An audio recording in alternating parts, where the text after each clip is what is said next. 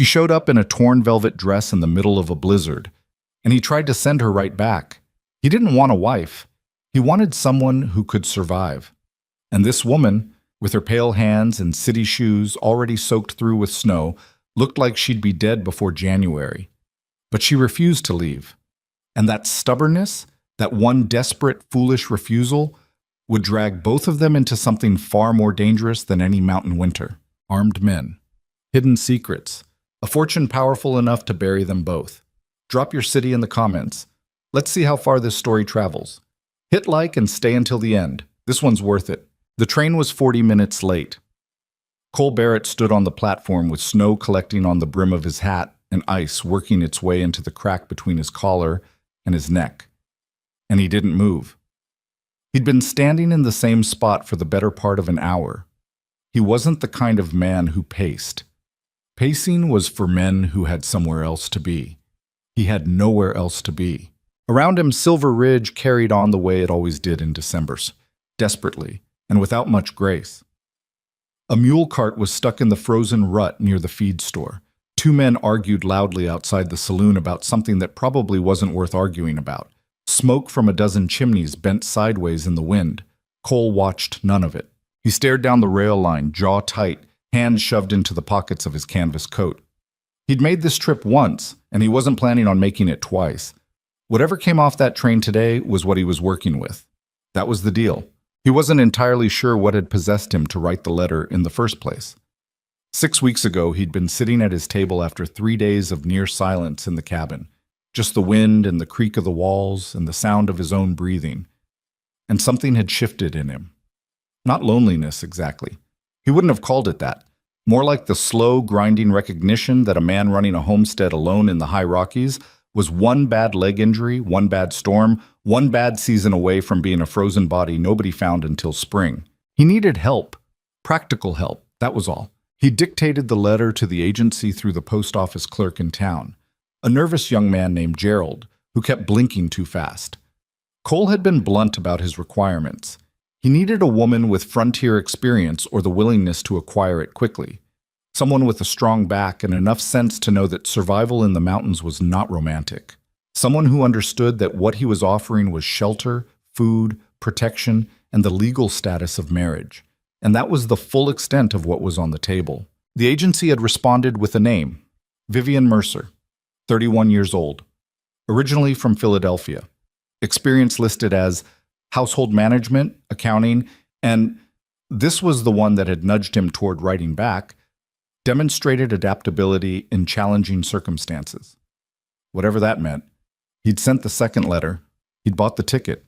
He'd waited. And now the train was coming around the mountain bend in a long shriek of steel and steam, and Cole Barrett felt something he hadn't felt in a long time. Uncertainty. But the passengers came out the way they always did. Miners, merchants, a few families with too much luggage.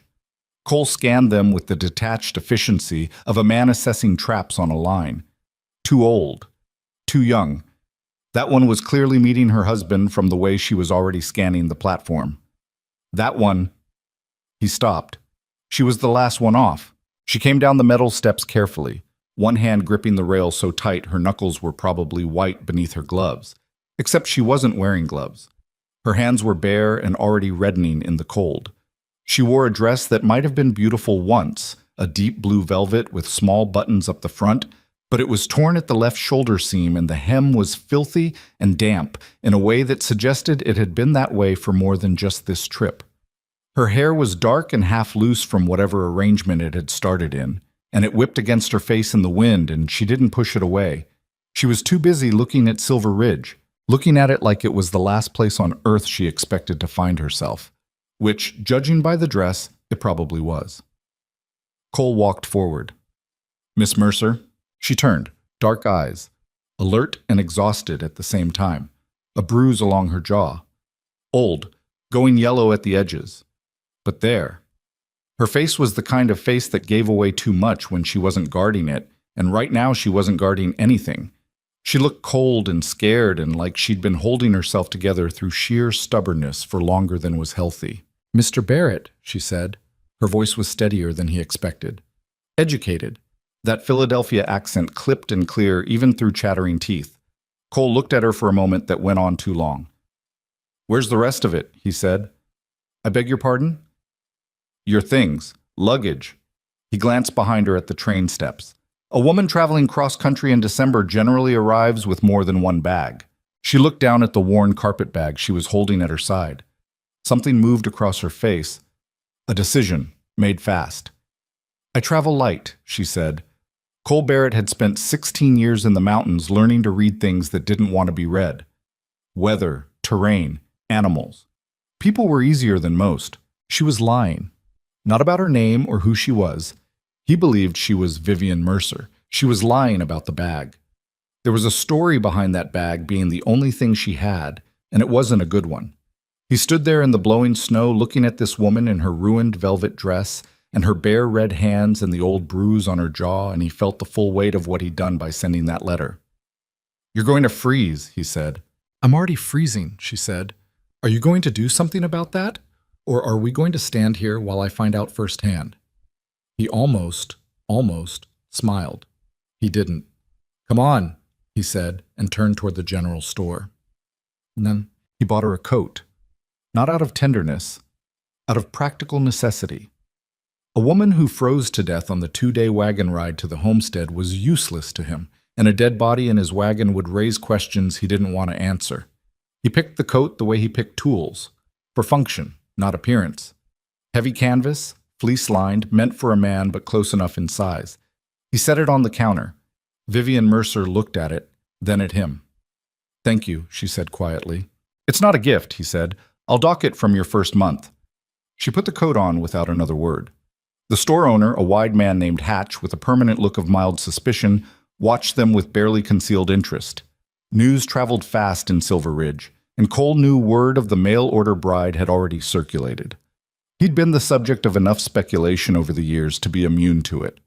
He paid for the coat, bought the rest of what he needed, and headed for the door. "Mr. Barrett." He stopped. It was Gerald, the post office clerk, emerging from between two shelves with an ink stain on his finger and that same rapid blinking. He glanced at Vivian with open curiosity. "Everything come together all right?" Gerald asked. "Fine," Cole said. "There's a preacher in town through Saturday," Gerald offered. If the timing..." "I know," Cole said. He walked out. They were married that afternoon in a small church that smelled of candle wax and damp wood. The preacher was a tired man named Brock, who performed the ceremony with the efficiency of someone who'd done it too many times to find meaning in it anymore. There were no other witnesses. The ring Cole produced was a plain iron band he'd had in a box under his bunk for 3 years. He'd traded a beaver pelt for it from a passing fur dealer who'd needed to lighten his load, not because he had any intention of using it, but because he had a habit of trading for things that might be useful eventually. He slid it on her finger. Her hands had warmed up a little from the coat, but they still trembled. Not from cold, he thought, from something else. He didn't ask. They exchanged the necessary words. Brock pronounced them married. Vivian signed the register in a sharp, precise hand that confirmed the accounting background, the kind of writing that was fast and legible and didn't waste movement. Cole signed below her, 2 names on a page that would be filed and forgotten. Outside the church, the snow was picking up. "We need to move," Cole said, walking toward the wagon. "We lose the light. We're sleeping on the trail." "How far?" Vivian asked, keeping pace. 2 days if the pass is clear, 3 if it isn't." She climbed up onto the wagon bench without waiting for help. He noticed that. He took the reins and clicked the horses forward, and Silver Ridge fell away behind them in the gray afternoon, and neither of them said a word for the better part of an hour. It was Vivian who broke the silence. "I want to know the rules," she said. Cole glanced sideways at her. She was sitting straight, both hands in the pockets of the canvas coat, watching the pine trees on either side of the trail. "Rules," he repeated. "Your expectations. What you need me to do. What I'm responsible for. What's off limits." She paused. "I don't like surprises." He thought about that for a moment. "The homestead runs on a cycle," he said. "Hunting, trapping, timber cutting, that's mine. I'm gone sometimes 2 days, sometimes 4, When I'm gone, you maintain the fire, tend the animals, manage the food stores, mend anything that needs mending. The cabin has a list on the wall above the stove. Follow the list. What's on the list? Chores, checks, temperatures to maintain for the root cellar, feed ratios for the stock. He paused. You know how to read numbers? I'm an accountant, she said, and there was a dry edge to it that he wasn't expecting. Was an accountant, he noticed. Past tense. He didn't push. Then you'll manage the food stores, he said. I'll show you the system. It's not complicated if you pay attention. He kept his eyes on the trail. I'll teach you the rifle. Not optional. A beat. All right, she said. You get sick, you tell me. You get injured, you tell me. You're struggling with something, you tell me.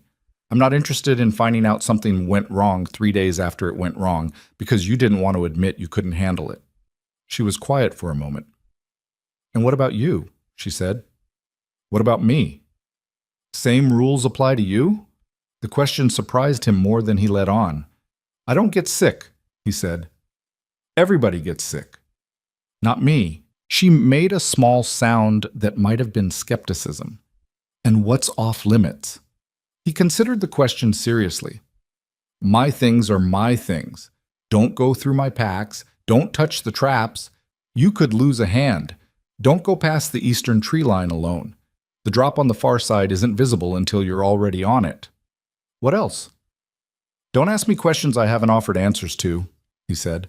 I'll tell you what you need to know. Another long pause. Fine, she said.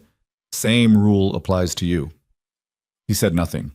The wind moved through the pines around them, and the horses pulled steadily, and Silver Ridge was already invisible behind the first ridge of mountain. Ahead, the trail wound upward into a world that was mostly white and gray and relentlessly indifferent. Cole Barrett watched it with the calm of a man who had long since made his peace with indifference.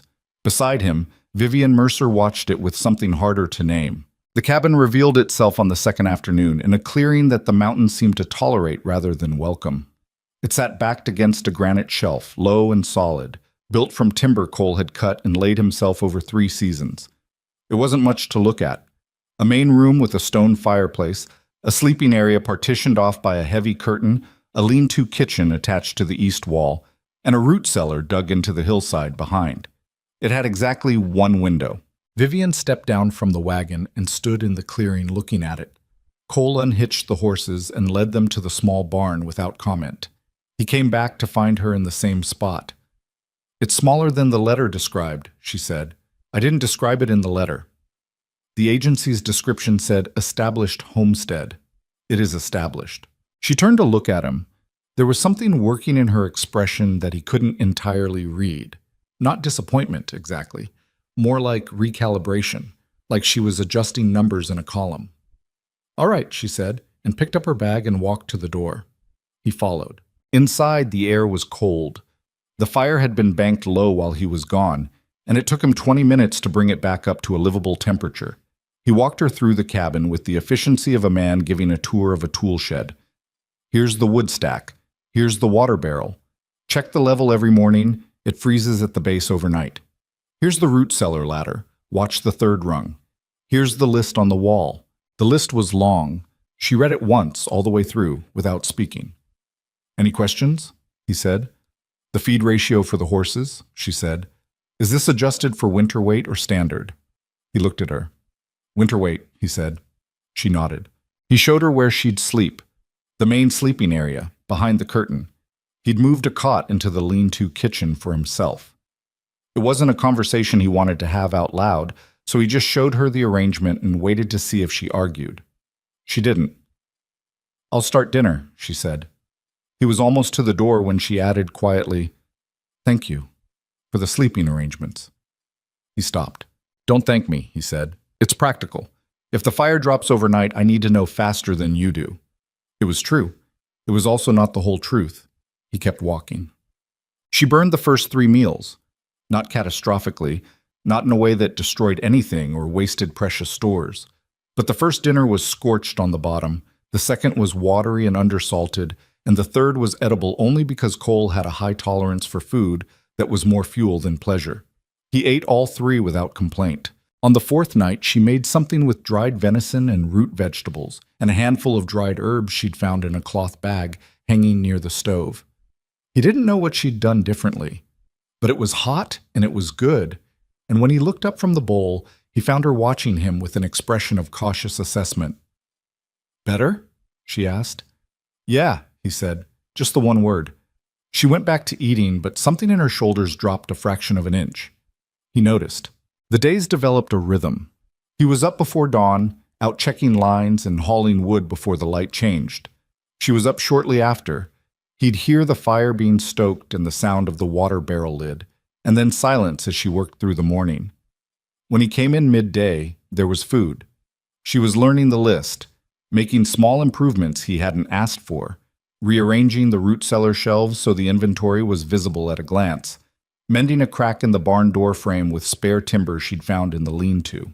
He didn't compliment her on it, but he started leaving the morning wood already stacked inside the door instead of on the porch. The first real test came in the second week. A storm system moved down from the north with very little warning, the kind of sudden, vicious blizzard that the Rockies produced with casual cruelty, as though to remind anyone living in them that their presence was conditional. Cole had been out checking a trap line on the south slope when the sky changed from white to a particular shade of gray that meant bad things were coming fast. He pushed the horses hard getting back. The cabin was dark when he came through the door. "Vivian." No answer. He felt something tighten in his chest. Not panic, he didn't do panic, but its functional equivalent. "Vivian." "Root cellar." Her voice came from the floor hatch, muffled. "I'm reorganizing." He stood in the dark cabin and breathed once. "Storm's coming," he said. "Hard. Close the hatch and get the fire up." Her head appeared through the floor hatch a moment later. She had a smear of dirt on her forehead and a lantern in one hand. "How bad?" she asked. "Bad enough. Get the fire up and fill every container we have from the water barrel. Do it now." She didn't ask questions. She pulled herself out of the cellar and moved. He went back to the barn to secure the horses and double-check the feed. By the time he got back inside, the fire was genuinely roaring. She'd done it right, layering the fuel. And every pot and bucket and basin in the cabin was full of water, lined up against the wall. She was standing in the middle of the room, looking at him. "Anything else?" she said. "Check the window seal," he said, pulling off his coat. "There's tar in the box under the workbench. If the cold's coming through the frame, press it in before the temperature drops." She went to work. He watched her from the corner of his eye, moving efficiently, no wasted motion, pressing the dark tar into the window frame with the focused patience of someone who understood that the difference between a good seal and a bad one was whether your fingers stayed attached overnight. The storm hit an hour later. It was bad. Wind that made the walls sound like they were being beaten. Cold that crept under every small gap, like something looking for a way in. They spent 3 days inside that cabin while the mountain buried itself, and by the end of it, Cole Barrett knew a few things about Vivian Mercer that he hadn't known before. She wasn't afraid of silence. That surprised him. He'd expected a city woman to fill every quiet moment with words, with nervous conversation, with the kinds of comments people made when they didn't know how to be still. Instead, she matched him, reading when she could, mending when she couldn't, sometimes just sitting near the fire watching the flames with the still expression of someone processing things they weren't ready to say out loud. She wasn't squeamish. He'd had to butcher a rabbit on the second day of the storm, working on the kitchen table because there was nowhere else to do it. She hadn't flinched. She'd moved the lantern so he had better light without being asked. She was also, as he'd already known, deeply private about something.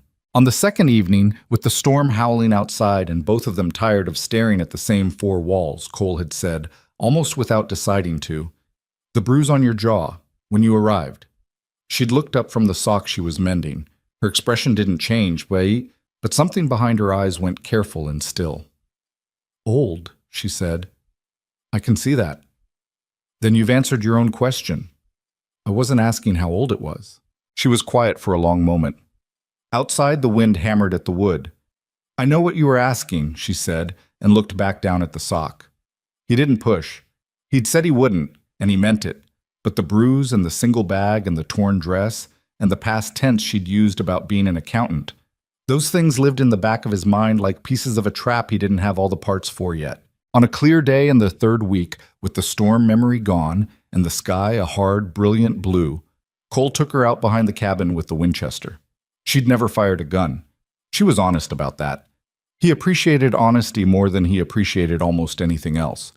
"You're going to hate the first 10 tries," he said. "I've hated worse things," she said. He showed her the loading and the safety and the basic mechanics before he let her touch the trigger. She listened with complete attention, the kind of attention that didn't ask unnecessary questions because it was actually retaining information the first time. The first shot went 3 feet wide of the tree stump he'd set up. The recoil knocked her back a step, and she nearly dropped the rifle. "Brace into it," he said. "You're fighting it before it fires. Lean forward." "I'm leaning forward." "More." She tried again, 2 feet wide. "Your grip on the stock is wrong. Here."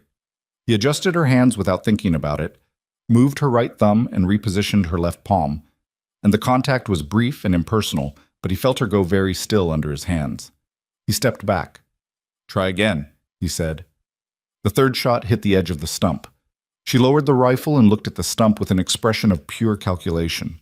"I'm pulling left," she said. "Yeah." "Because my left arm is overcompensating for the weight." "That's right." She adjusted her own stance. He said nothing. She fired again and hit the stump dead center. She didn't cheer or express satisfaction.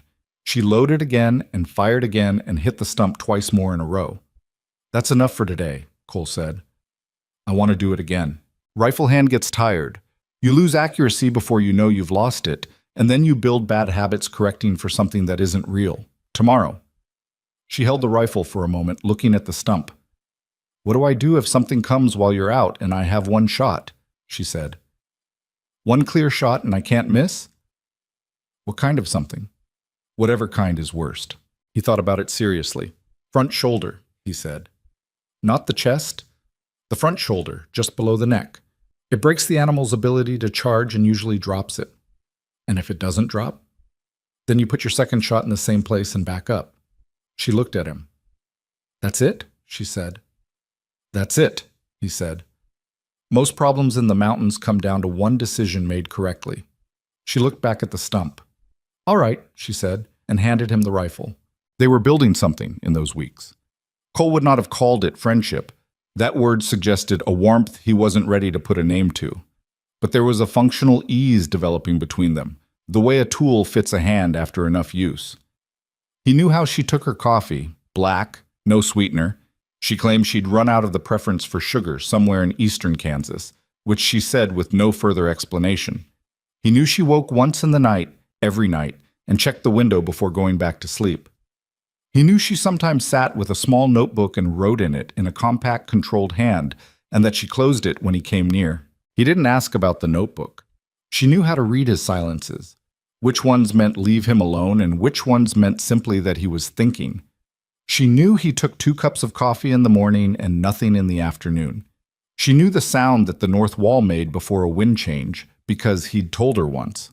They were, in the quiet and brutal isolation of the mountain winter, slowly becoming something like partners. Not a love story. He wouldn't have called it that. A survival arrangement that was working better than expected.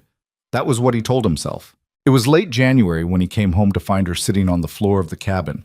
Not hurt, not sick, just sitting on the floor with her back against the base of the bunk, knees pulled up, looking at nothing in particular.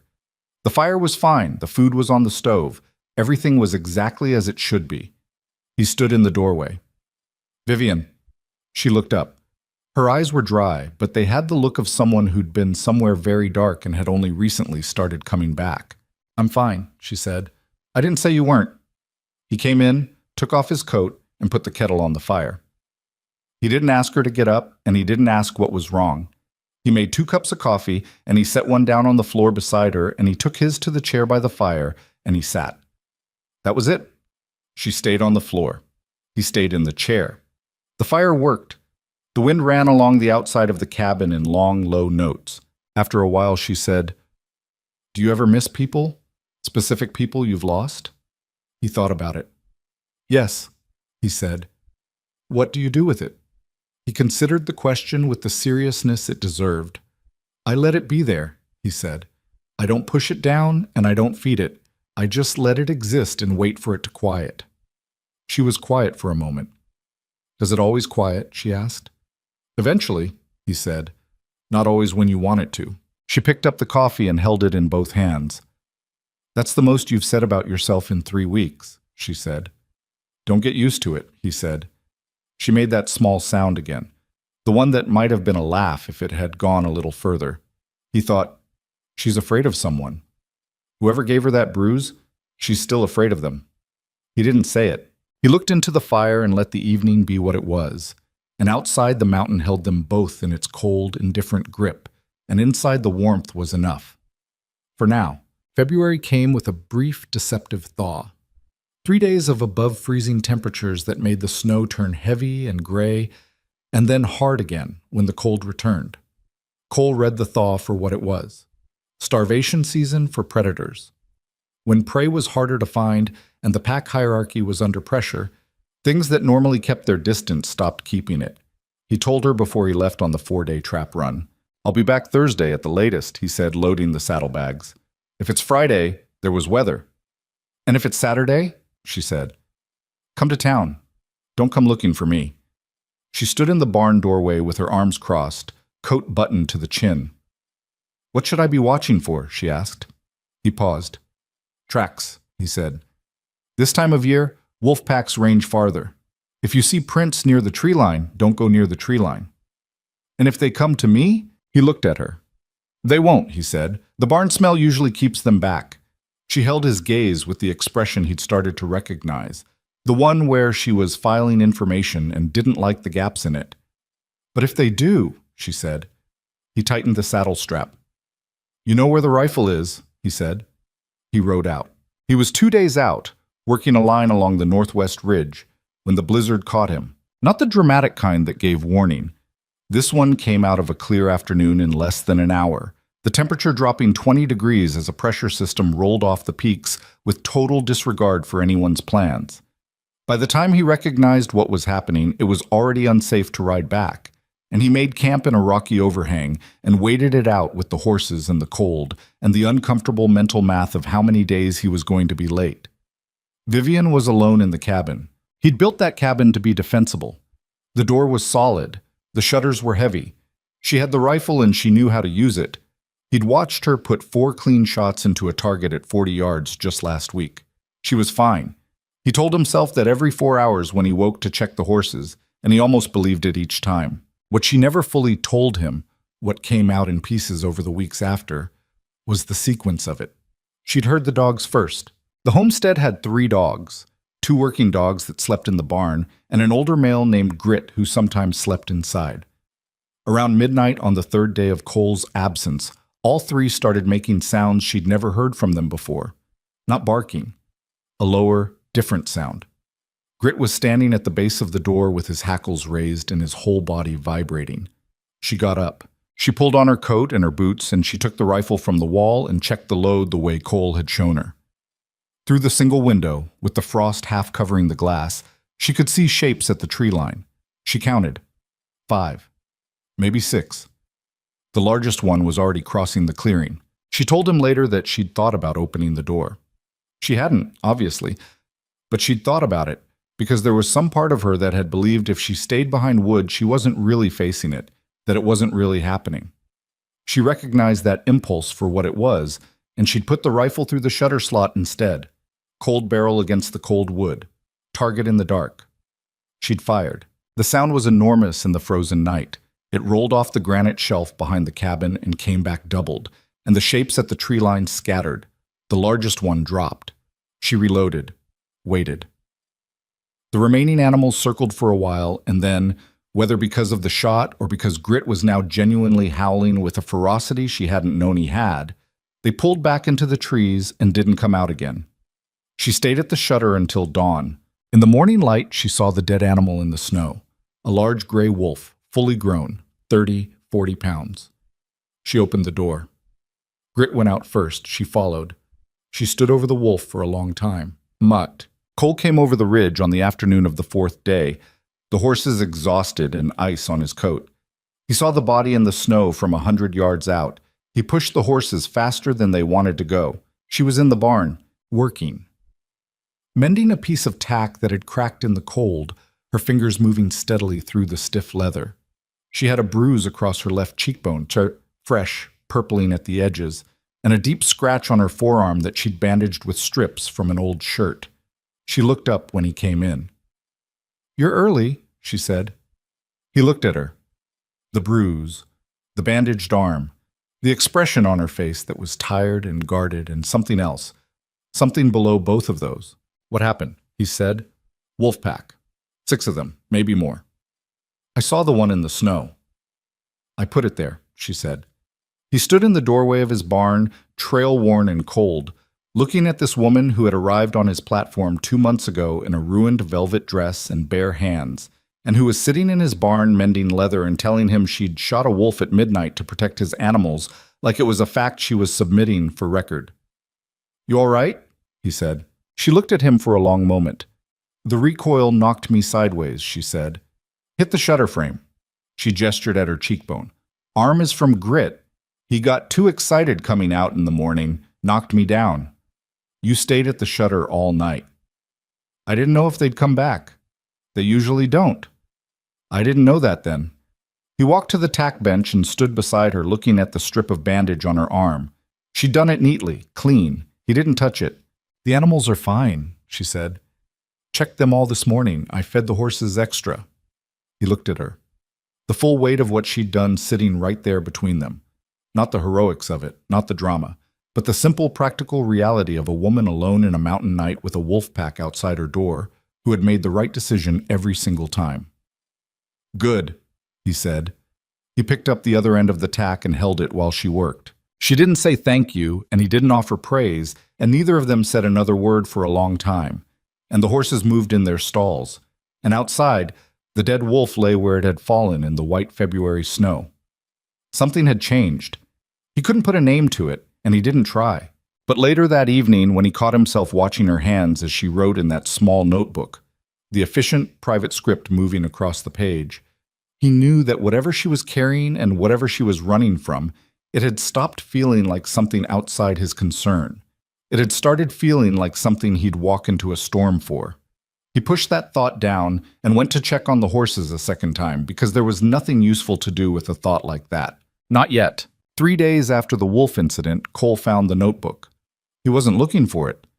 That was the truth he held on to afterward. He hadn't gone searching. He'd been reaching for a piece of cord on the shelf above the bunk, and the notebook had come down with it, falling open on the floor face up, and he'd seen 3 lines before he could make himself look away. "They will send someone eventually. VL doesn't leave things unfinished. When they come, don't let Cole get involved. This is not his problem." He picked it up and set it on the bunk, closed, and he didn't read another word. But those 3 lines sat in his head all through the morning like a coal that wouldn't go out. VEL, someone was coming. And she'd been thinking about it, planning for it, alone, in the private hours when she wrote in that notebook by firelight, while he was 10 feet away in the lean-to, assuming she was processing homesickness or grief or the ordinary weight of a life upended. She was planning how to keep him out of something she was clearly already deep inside. He didn't confront her. Not that morning. He went out and checked the trap lines and split a full cord of wood and came back inside and ate the meal she'd made and said nothing. He watched her move through the cabin, efficient, capable, that same careful composure she wore like armor. And he thought about 3 lines of handwriting and a bruise that was fading to yellow at the edges of her jaw. That evening, after the fire had settled and the wind had picked up its usual nightly argument with the eaves, he said, "You said you were an accountant." She was at the table with the food store's ledger he'd started letting her manage. She didn't look up immediately. That half-second pause told him everything about how ready she wasn't for this conversation. "I was," she said. "For who?" Another pause, longer. "A firm in Philadelphia," she said. "Private clients." "What kind of private clients?" She set down the pencil. When she looked up, her expression was the careful, contained one. Not hostile, not afraid, just sealed tight like a window that had been latched from the inside. "Why are you asking me this now?" she said. "Because you've been here 2 months," he said, "and you're still not telling me what you're running from. and I've been patient enough. I told you I don't owe you answers you haven't earned. Fair, he said, and I'm not saying you owe me anything. I'm saying that whatever it is, it's already here with us in this cabin. Has been since the first day, and I'd rather know what I'm sharing space with. She was quiet for a long time. Outside, snow was starting again. The soft, patient kind that built up silently and didn't announce itself until morning. You should have sent me back, she said. When you saw me on that platform, you should have put me back on the train. Probably, he said. I didn't. Why not? He looked at her steadily. Because you asked me not to. Something shifted in her face.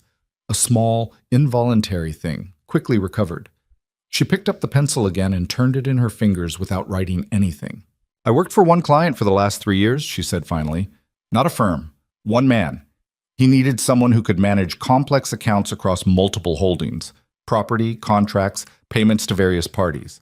She paused. I was good at my job. Too good, maybe. Cole said nothing. He recognized the rhythm of someone who had decided to say something and needed to get there at their own pace. The payments didn't add up to anything legal, she said. Not all of them. I started seeing it in the second year. Small things first, then bigger. Payments to officials in amounts that matched contract awards. Land purchases at a fraction of value right before settlements were recorded. And then she stopped. Started again.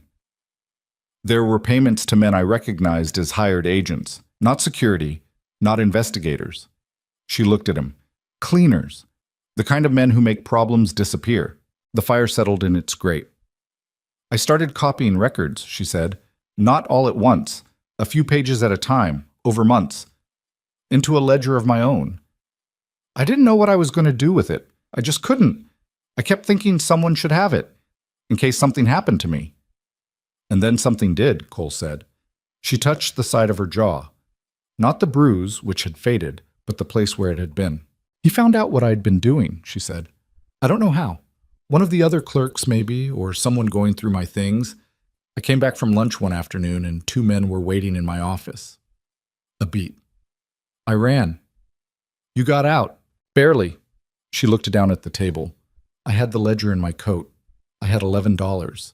I took the first train west that was leaving, and I kept changing lines until I ran out of money, and then I answered the agency advertisement because I needed somewhere that wasn't a city. She said it plainly, without drama.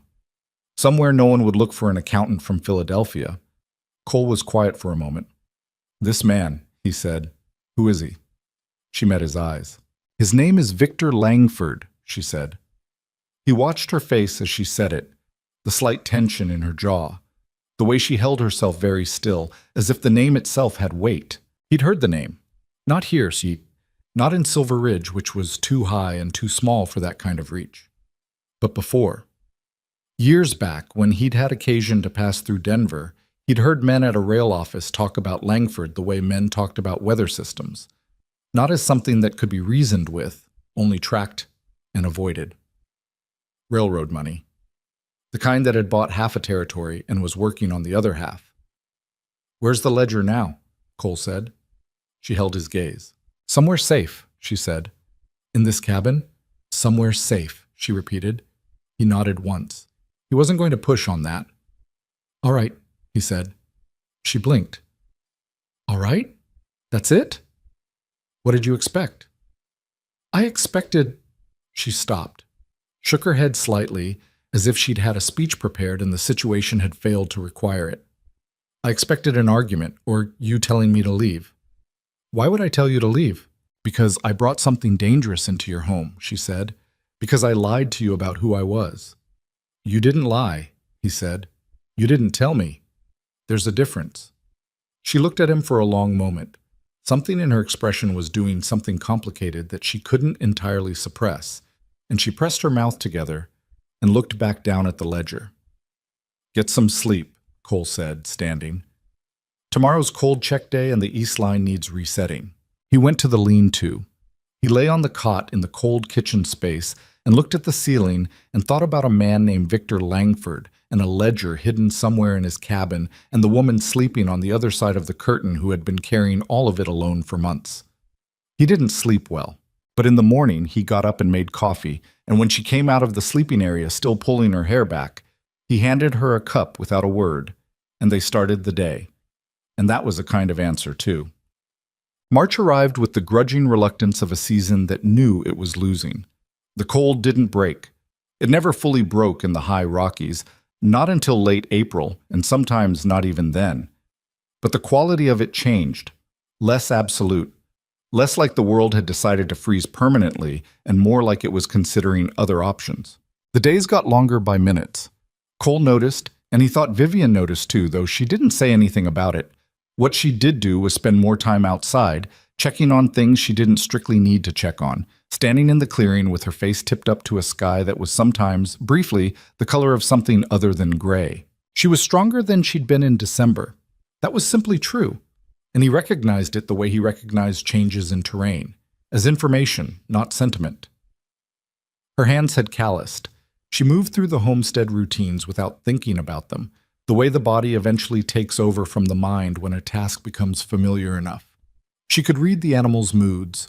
She knew which of the horses was going to be difficult on cold mornings. She could tell the difference between the sounds the wind made when it was just passing through and the sounds it made when it meant to stay. She'd also started asking better questions. Not more questions, better ones. Fewer gaps, less clarifying, more about the reasoning behind things rather than just the mechanics. One morning in early March, she was watching him set a snare along the south run, and she said, "Why that angle? The approach looks easier from the other direction." "Because the easier approach is the one they use," he said. "Put the snare where they feel comfortable, not where they feel exposed." She thought about that. "That works on people too," she said. "Most things that work in the mountains work on people too," he said. She was quiet a moment, then, "Is that why you're hard to read? You don't use the comfortable approach?" He looked at her. She was watching the snare, not him, her expression merely curious. "I'm not trying to be hard to read," he said. "I know," she said. "That's what makes it hard." He didn't have an answer for that. He finished setting the snare, and they walked back toward the cabin through snow that was starting, at the southern edges of the clearing, to show a faint pale green beneath its surface. He was aware of her beside him in a way that had been building for weeks, and that he was actively choosing not to examine directly. It was the kind of awareness that lived in small things. The fact that he noticed when she changed where she sat in the evenings, the fact that he was listening for her footstep when he came back from the lines, the fact that 3 weeks ago he'd have described her as a practical arrangement and now couldn't quite make that description sit flat. He left it alone. Whatever it was, it would wait. The incident with the supply run happened on a Tuesday in the second week of March. Cole had been planning to go down to Silver Ridge for provisions. The coffee was nearly gone, and they were low on lamp oil, and there were a few hardware items he'd been putting off. Vivian had given him a list the night before, neat and organized in order of importance, which he'd folded and put in his coat pocket without comment. At breakfast she said, "I want to come." He looked up. "Town," she said. "I want to come with you." He held his coffee cup and looked at her steadily, and she looked back at him with the expression that meant she'd already considered the counter-arguments and was prepared for them. "It's a 2-day ride," he said. "I know how far town is. The trail down the east side is rough this time of year, ice under the melt. I've ridden worse." He hadn't actually known she could ride until 3 weeks ago, when she'd quietly saddled one of the horses for a perimeter check without mentioning that she'd never told him she knew how. She rode well, it turned out, better than he expected. "You haven't been to town since you arrived," he said. "That's why I want to go," she said. Something in the way she said it, flat and direct, without the careful composure she usually maintained, made him read it differently. Not restlessness, need, the kind that had nothing to do with supplies and everything to do with the particular suffocation of months of isolation, even if the isolation had been chosen. He put his cup down. "All right," he said. She'd been braced for an argument. He could tell by the way her expression recalibrated when he agreed. She covered it quickly. "I'll be ready in 20 minutes, she said. She was ready in 15. Moon. Silver Ridge in early March was half-thawed and fully muddy and smelled of everything winter had preserved and spring was now reconsidering. The main street was a river of slush. Someone had laid boards across the worst of it, and the townspeople navigated them with the expertise of people who'd been doing it every year for decades. Vivian rode in beside him without appearing to look at anything in particular, which meant she was looking at everything. Cole did the hardware first, the practical stops where transaction was the main event and conversation was minimal. She came with him into the general store, and he caught Hatch watching her the way he'd watched her when she'd first arrived, with that shopkeeper's assessment that was partly commerce and partly nosiness. "Mrs. Barrett," Hatch said, which was the first time Cole had heard anyone say that, and he felt Vivian go very slightly still beside him. "Mr. Hatch," she said pleasantly, and handed him the list without missing a beat. They were leaving with the last of the parcels when Cole saw the poster. It was nailed to the post outside the land office. A notice, not quite a wanted poster, but close enough that his eye caught it before his mind identified why. A name. Vivian Mercer. A description. A contact through the Pinkerton agency. Information sought. He kept walking, didn't look at her, loaded the parcels into the wagon, and said quietly, "We're leaving now." "I saw it," she said. Her voice was perfectly even. "How long do you think it's been up?" "I don't know." A pause. "At least a few days. Maybe longer." He untied the horses. She climbed up onto the wagon bench without being asked, and he could see, from the set of her shoulders and the particular way she was holding her face, that she was doing what she always did when she was frightened, pulling everything inward until only the surface was visible. They were 2 blocks down the road when she said, "I'm sorry." "Don't," he said. "Cole, I said don't." He kept his eyes on the road. "You've been apologizing in advance for 6 weeks. Stop." She was silent. "They'll know the area now," he said. "They'll start asking around town." He thought for a moment. Hatch won't talk. He doesn't like outside authority. Gerald at the post office might. He's nervous, and nervous men answer questions when they're asked direct. He glanced at her. "Anyone else you've had contact with?" "The preacher who married us," she said. "But I don't think Brock will say nothing. He's been here 20 years and he doesn't talk about his business." Cole worked through the angles. "The poster goes up now. That means they've been following the agency trail. They know you came west. They may not know exactly how far yet." "They'll find out." "Yes," he said. "They will." She turned to look at him. The afternoon sun was sharp and cold, catching the edges of her face. "What do you want to do?" she said. "What do you mean?" "I mean exactly what I said." "What do you want to do?" "You could go to the Pinkerton office, tell them where I am, collect whatever they're offering." A beat. "I wouldn't blame you." He looked at her for a long moment. "That's a stupid thing to say," he said. "Is it?" "Yeah," he said. "It is." He turned back to the road. "We go home. We figure out the next step. That's what we do." The wagon moved through the March mud, and the mountain rose ahead of them in the afternoon light, and Vivian Mercer sat with her hands folded in her lap, and her face turned slightly away, and didn't say another word for the rest of the ride. But somewhere around the second ridge, when the trail tilted upward and the pines closed in on both sides, her shoulder settled against his arm. Not dramatically, not deliberately, just the small, tired lean of someone who was done holding themselves entirely upright for one day. He didn't move away. The horses found the trail home in the failing light, and the mountain took them back in, and whatever was coming, it wasn't here yet. They didn't talk about the poster that night. There was an unspoken agreement between them that some things needed to be set down before they could be picked back up, that processing and planning were 2 different activities, and trying to do both at once produced neither. Cole fed the horses. Vivian made dinner. They ate. The fire did what fires do, and somewhere in the ordinary rhythm of it, the sharp edge of the afternoon dulled enough that they could both breathe. But Cole was thinking. He was thinking all through dinner and through the hour after. When Vivian wrote in her notebook and he sharpened a blade, he didn't strictly need to sharpen. He was running the problem the way he ran any problem in the mountains, methodically, without panic, from the outside in. The Pinkerton agency was not local law. They answered to whoever paid them, and in this case, whoever paid them was Victor Langford, which meant they had essentially unlimited resources and no particular obligation to legal process.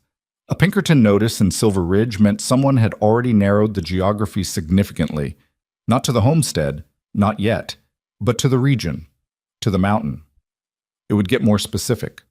The only question was how fast. The next morning, he saddled up before breakfast and rode back down to Silver Ridge alone, which was almost not something he'd planned to do, and which he didn't tell Vivian about until he was already at the door. She looked up from the stove. "I need to know what they know," he said.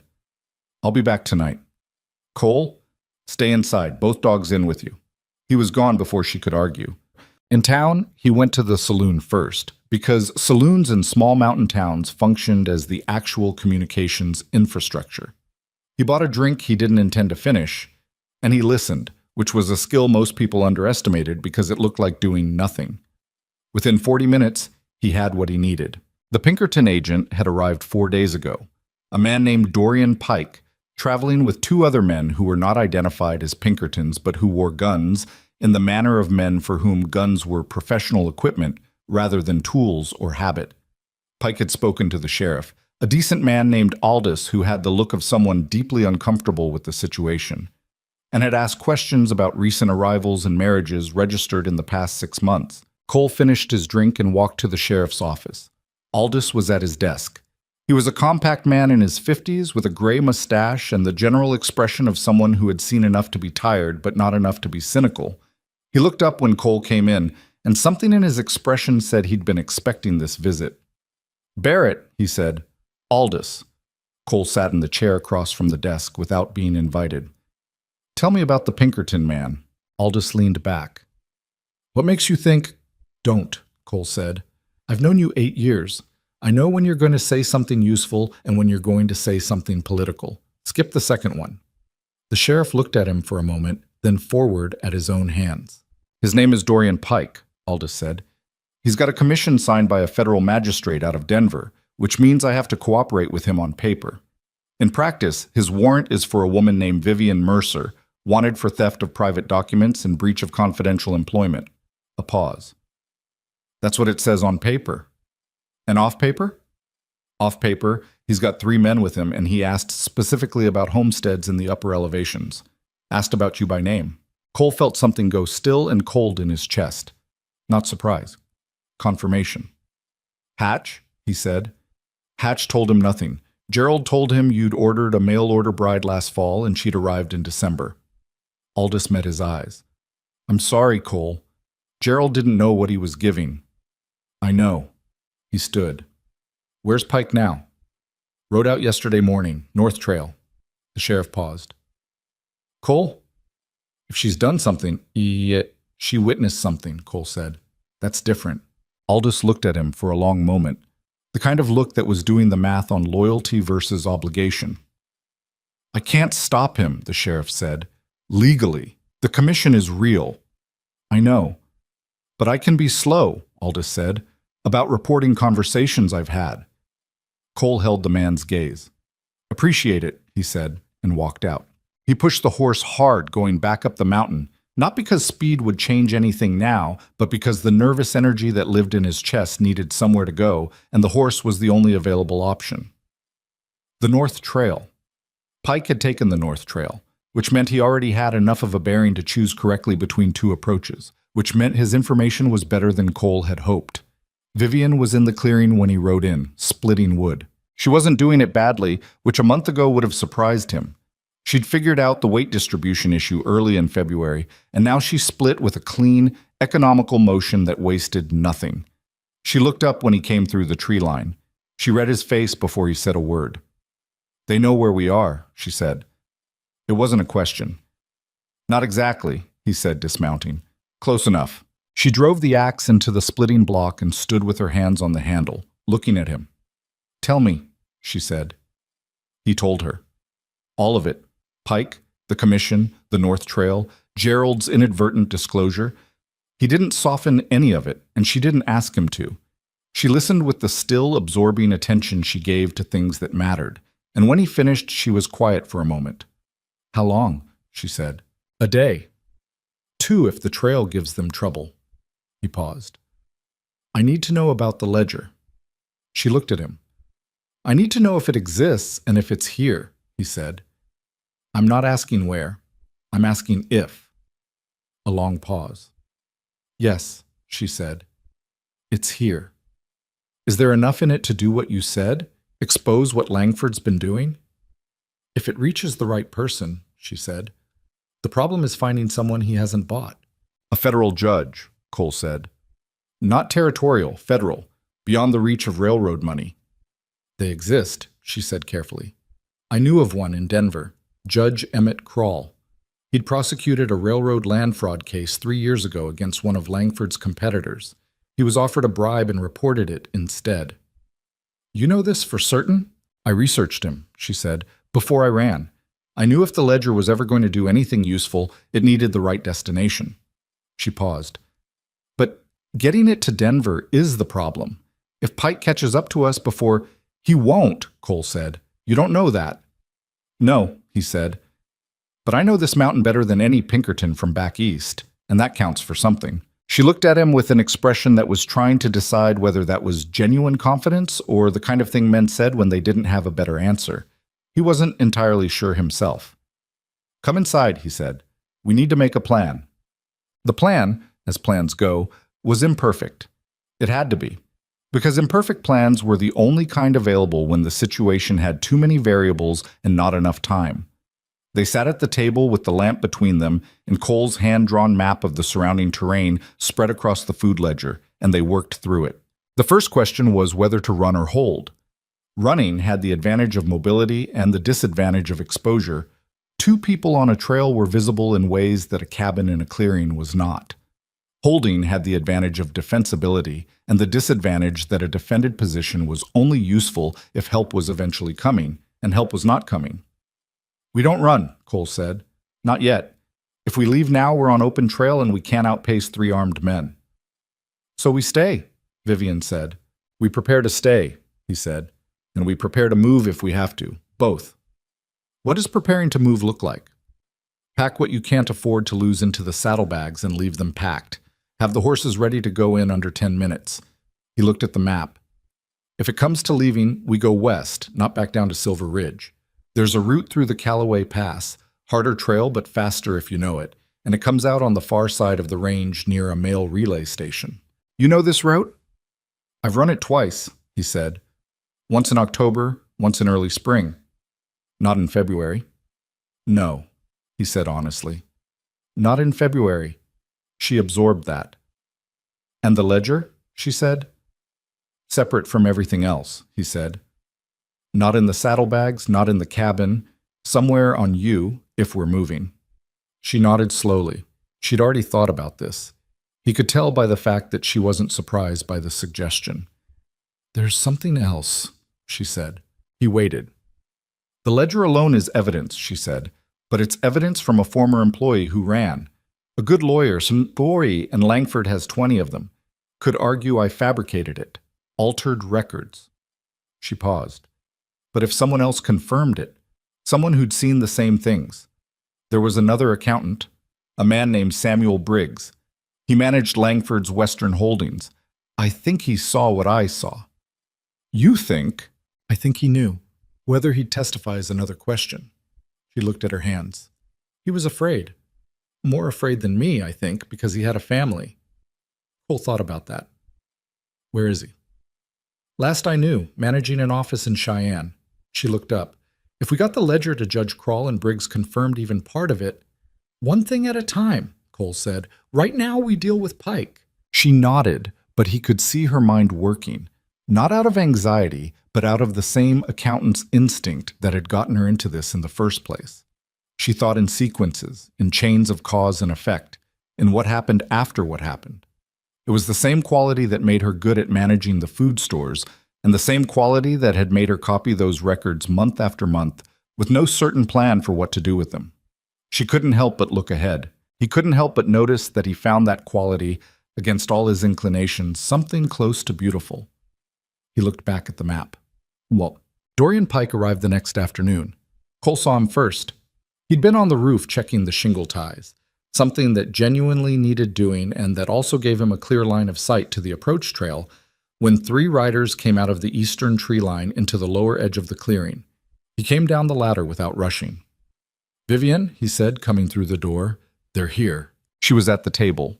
She stood up immediately and moved to the window, which told him she'd been waiting for exactly this, had probably been waiting since this morning when the horses had been restless in the way horses get when something is working its way through the trees upwind of them. 3, she said. 3. She turned from the window, and her face was composed and steady, and he could see the effort that composure cost her in the faint tension around her eyes. "The ledger," he said. "Already dealt with," she said. He didn't ask where. He picked up the Winchester and checked the load. "You're not going out there with the rifle," she said. "No," he said. "I'm answering the door with it. Different thing." The knock came about 3 minutes later. A solid, official knock, the kind that was announcing itself rather than asking. Cole opened the door. The man on his porch was not what he'd expected from a Pinkerton detective. Pike was younger than Cole had imagined, late 30s, lean in the way of someone who stayed that way deliberately. He wore a good coat and a city hat that was already suffering from mountain weather, and he carried himself with the careful authority of a man who was used to doors opening for him. Behind him, at the edge of the porch steps, 2 men waited with the relaxed readiness of professionals. Pike's eyes went to the rifle immediately. "Mr. Barrett," he said. His voice was moderate and controlled. "My name is Dorian Pike. I'm a licensed investigator holding a commission." "I know who you are," Cole said. A small pause. Pike recalibrated. "Then you know why I'm here," Pike said. "I know what you've told people you're here for," Cole said. "That's not quite the same thing." Pike's expression didn't change, but something in his eyes sharpened. "I have a warrant for the arrest of a woman named Vivian Mercer. I have reason to believe she's present at this property. I'm asking you to cooperate with this commission, which carries federal authority." "Federal authority," Cole said, "means a judge signed a paper. It doesn't mean you can ride onto private property in an unincorporated territory and take my wife." "Your wife," Pike repeated, "married in Silver Ridge December past. Gerald at the post office will have the registration. Reverend Brock performed the ceremony." Something moved through Pike's expression. Not quite surprise, but the adjustment of a man whose information was incomplete. "Mr. Barrett," he said after a pause, "I have no interest in making this difficult for you. The woman I'm looking for stole sensitive documents from a prominent private citizen. Whatever she's told you—" "She's told me everything," Cole said. That landed. Pike was good. He barely showed it, but the slight stillness that moved through him confirmed what Cole had suspected. The detective had expected to arrive here and find a husband who knew nothing, and leveraging ignorance was a different operation than leveraging complicity. "Then you understand what's at stake," Pike said, recovering smoothly. "I understand what's at stake for Victor Langford," Cole said. "Yeah." Pike held his gaze. The 2 men behind him had stopped looking relaxed. "Mr. Barrett," Pike said, and his voice had dropped slightly, taken on a quieter, more direct quality. "I'm going to be honest with you, man to man. I don't care about your wife. I care about the documents. If those documents are returned intact and unduplicated, this matter ends. Mrs. Barrett would face no further pursuit. You'd face no consequences. That's the offer." Cole looked at him for a long moment. "And if I say no?" he said. "Then I come back with more men and a harder conversation," Pike said, simply, without heat. Cole nodded slowly, as if considering. "I'll need to speak with my wife," he said. "Of course." "Come back tomorrow morning," Cole said. "I'll have an answer." Pike studied him. Cole met his gaze with the patience of a man who had spent 16 years being read by things more dangerous than a Pinkerton detective. "Tomorrow morning," Pike said finally. "First light," Cole said. Pike turned, said something quiet to his men, and the 3 of them walked back across the clearing to the tree line. Cole watched them go. They disappeared into the pines, but they didn't leave.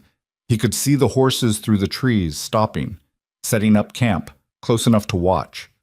He went inside and closed the door. Vivian was standing in the middle of the room with her arms at her sides and her face doing the thing it did when she was past pretending. "You bought us one night," she said. "I bought us one night," he agreed. "What do we do with it?" He set the rifle against the wall and stood in the middle of his cabin that he'd built board by board with his own hands, and looked at the woman who had arrived on his platform 4 months ago in a torn velvet dress.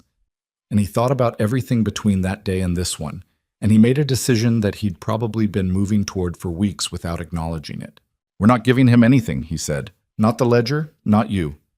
She looked at him. Cole, she said carefully, they'll come back. More men. You could lose everything. The homestead, I know what I could lose, he said. Then why? Because what you're carrying could stop him, Cole said. Not just for you. For every person whose land he's taken, every family that got pushed off their property so he could run a rail line through it, He stopped, steadied. Because it's the right thing to do. And because you came to me when you needed help, and I gave you my name, and that means something to me even if it doesn't mean what either of us expected. The room was very quiet.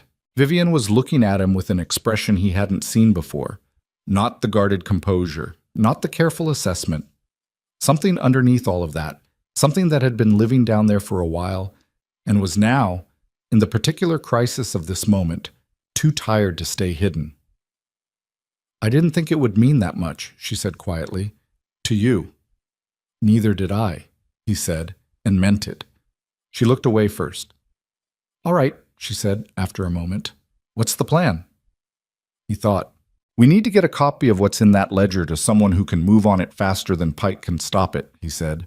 Tonight, before morning. There's no way to get to Denver tonight. No, he said, but there's a mail relay rider who runs the overnight South Pass. He leaves Silver Ridge at midnight.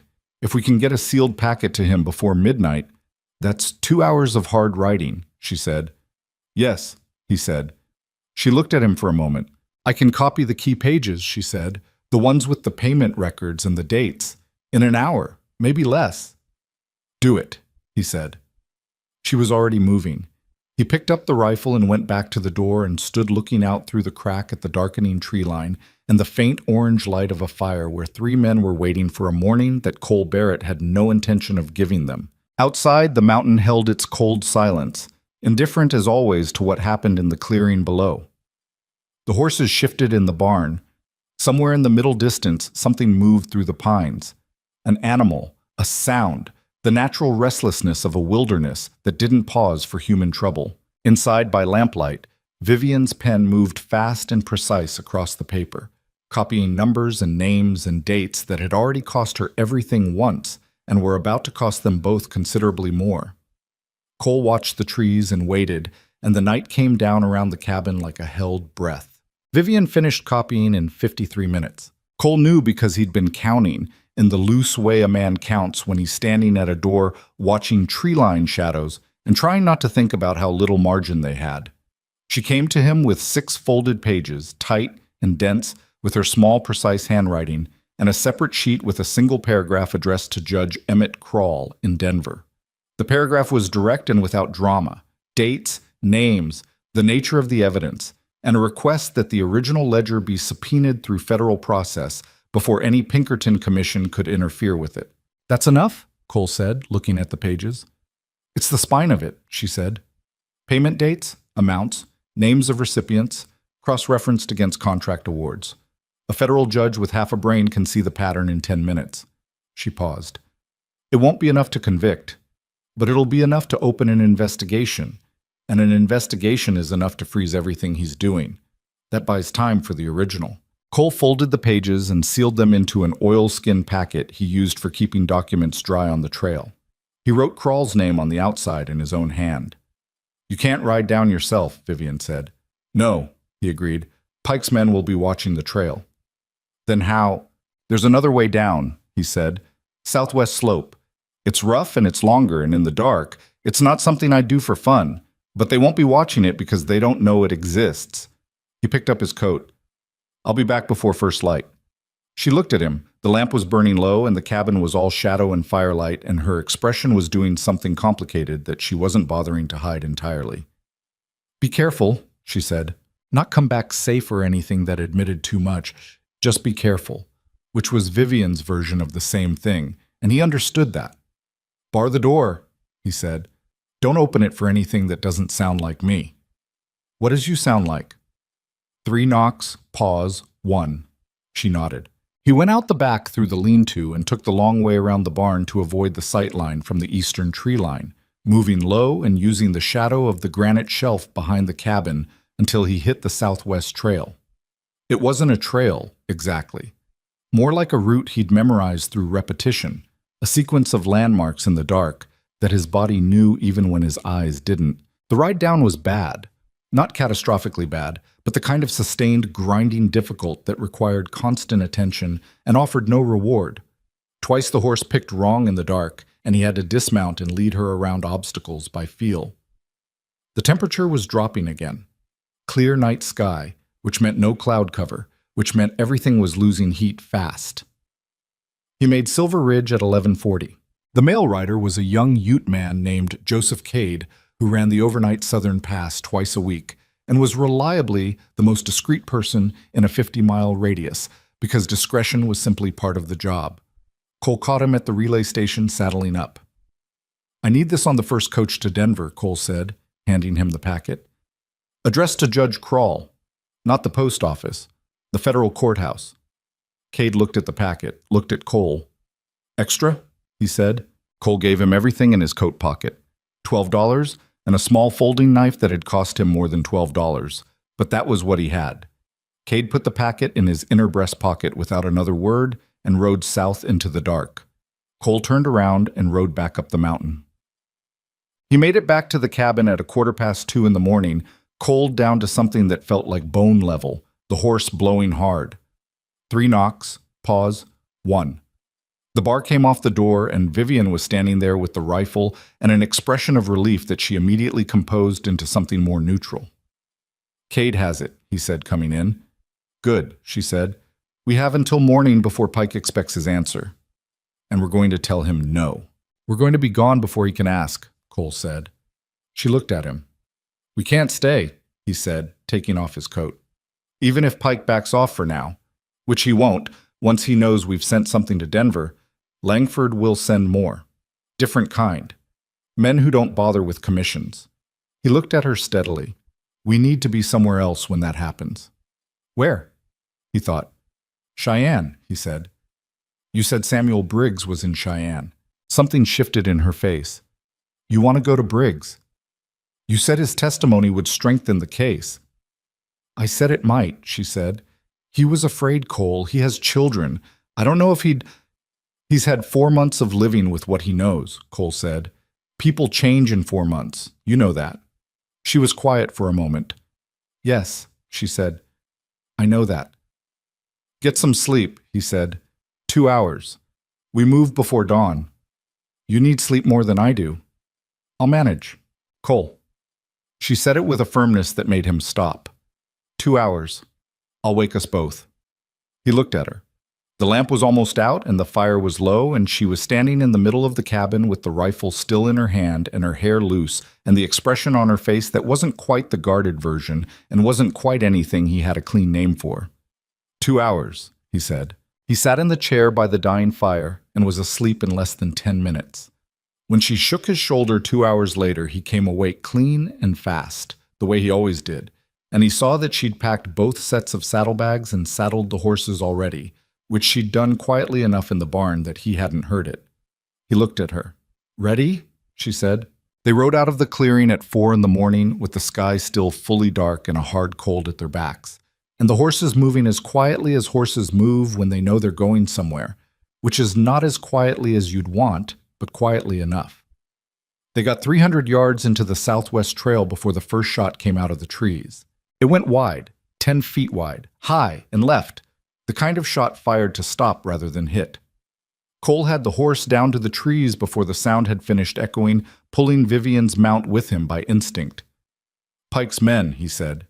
"They moved in the night." "They didn't wait for morning," she said.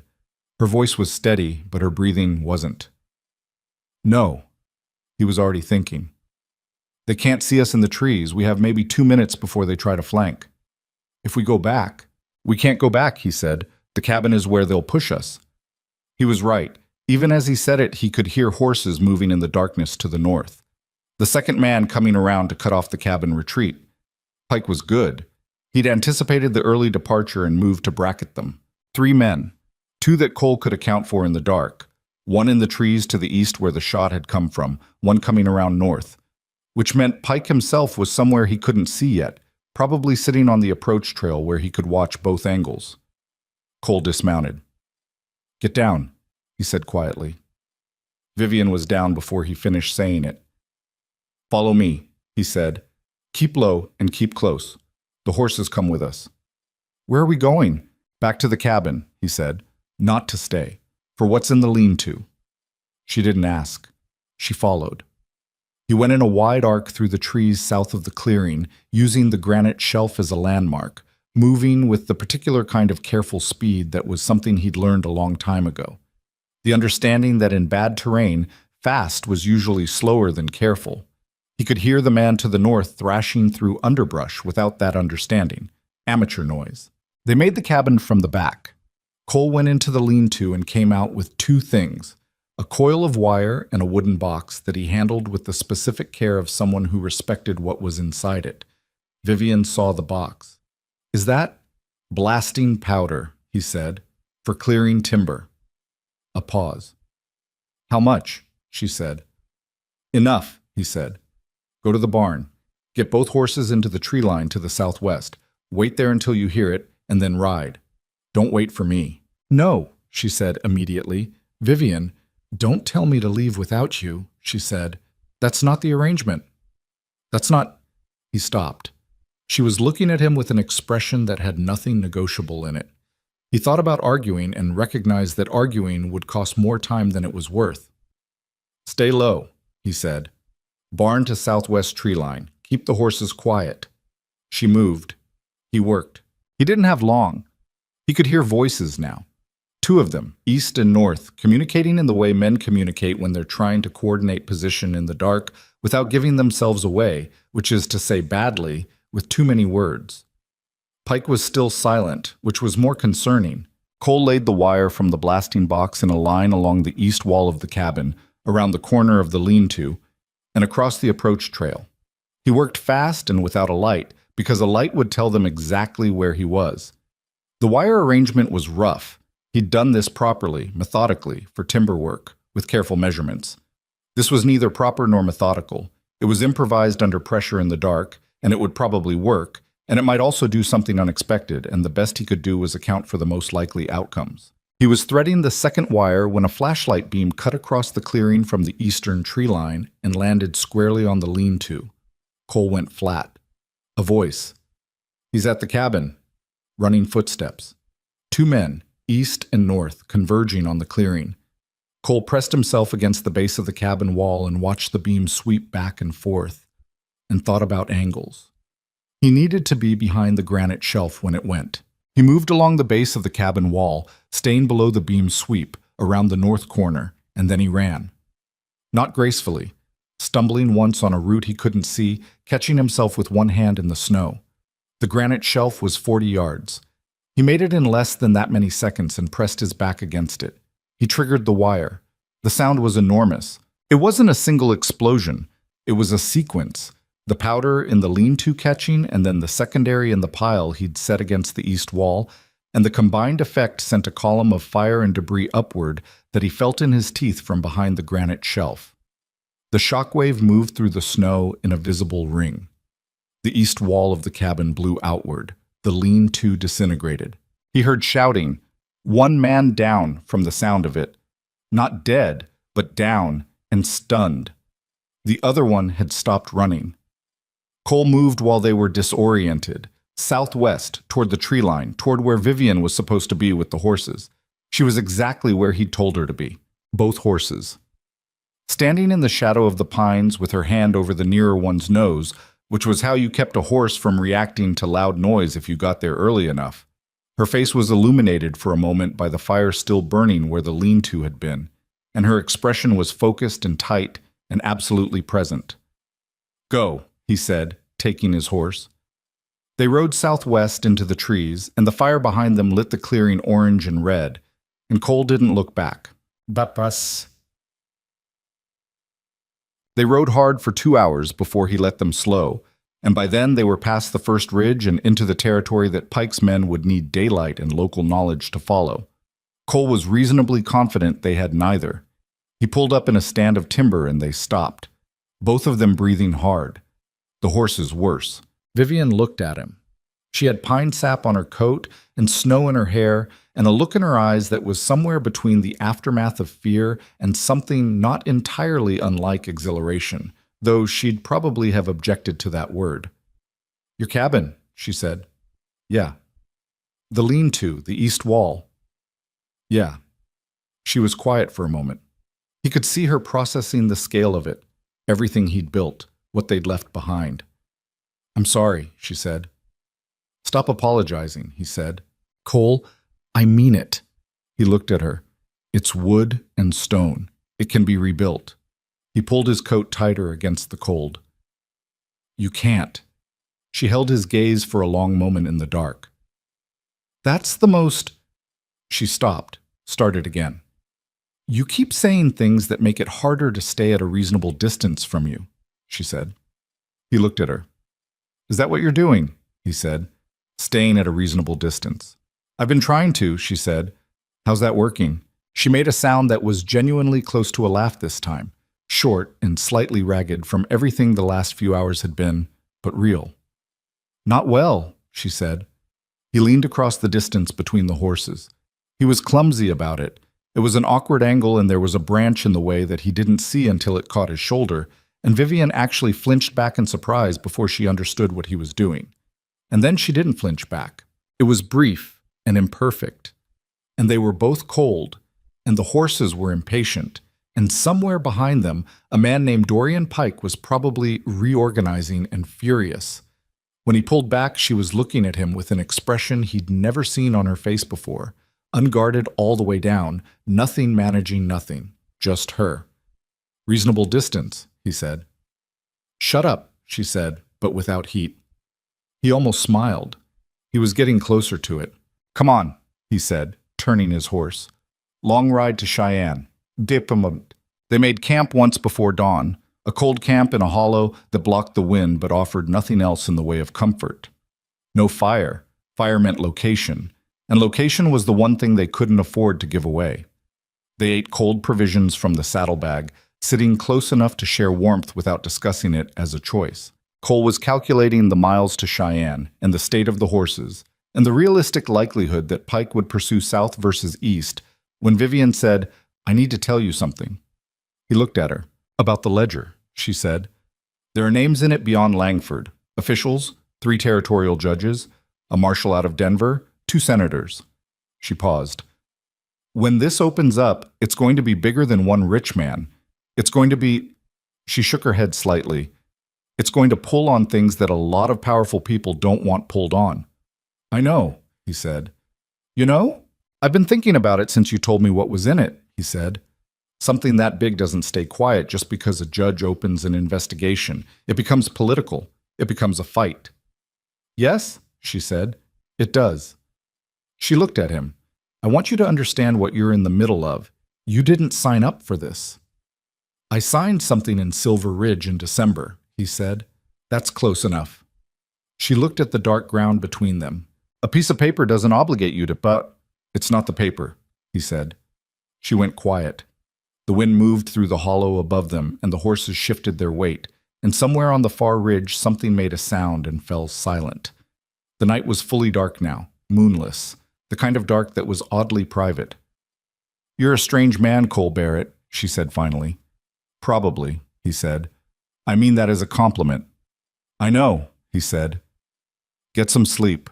She leaned back against the hollow's earthen wall and pulled her coat around her, and he stayed awake watching the ridge and thinking about Cheyenne and a man named Samuel Briggs who might or might not be brave enough when it counted, and a federal judge who had refused a bribe 3 years ago and who now had 6 folded pages somewhere in the inside pocket of a mail rider's coat, moving south through the dark on a horse that didn't know what it was carrying. It was out there now. Whatever came next, the thing they'd been carrying between them for months, was out there in the world, moving towards something. Cole watched the ridge and let that be enough for tonight. They reached Cheyenne on the 3rd day, not cleanly.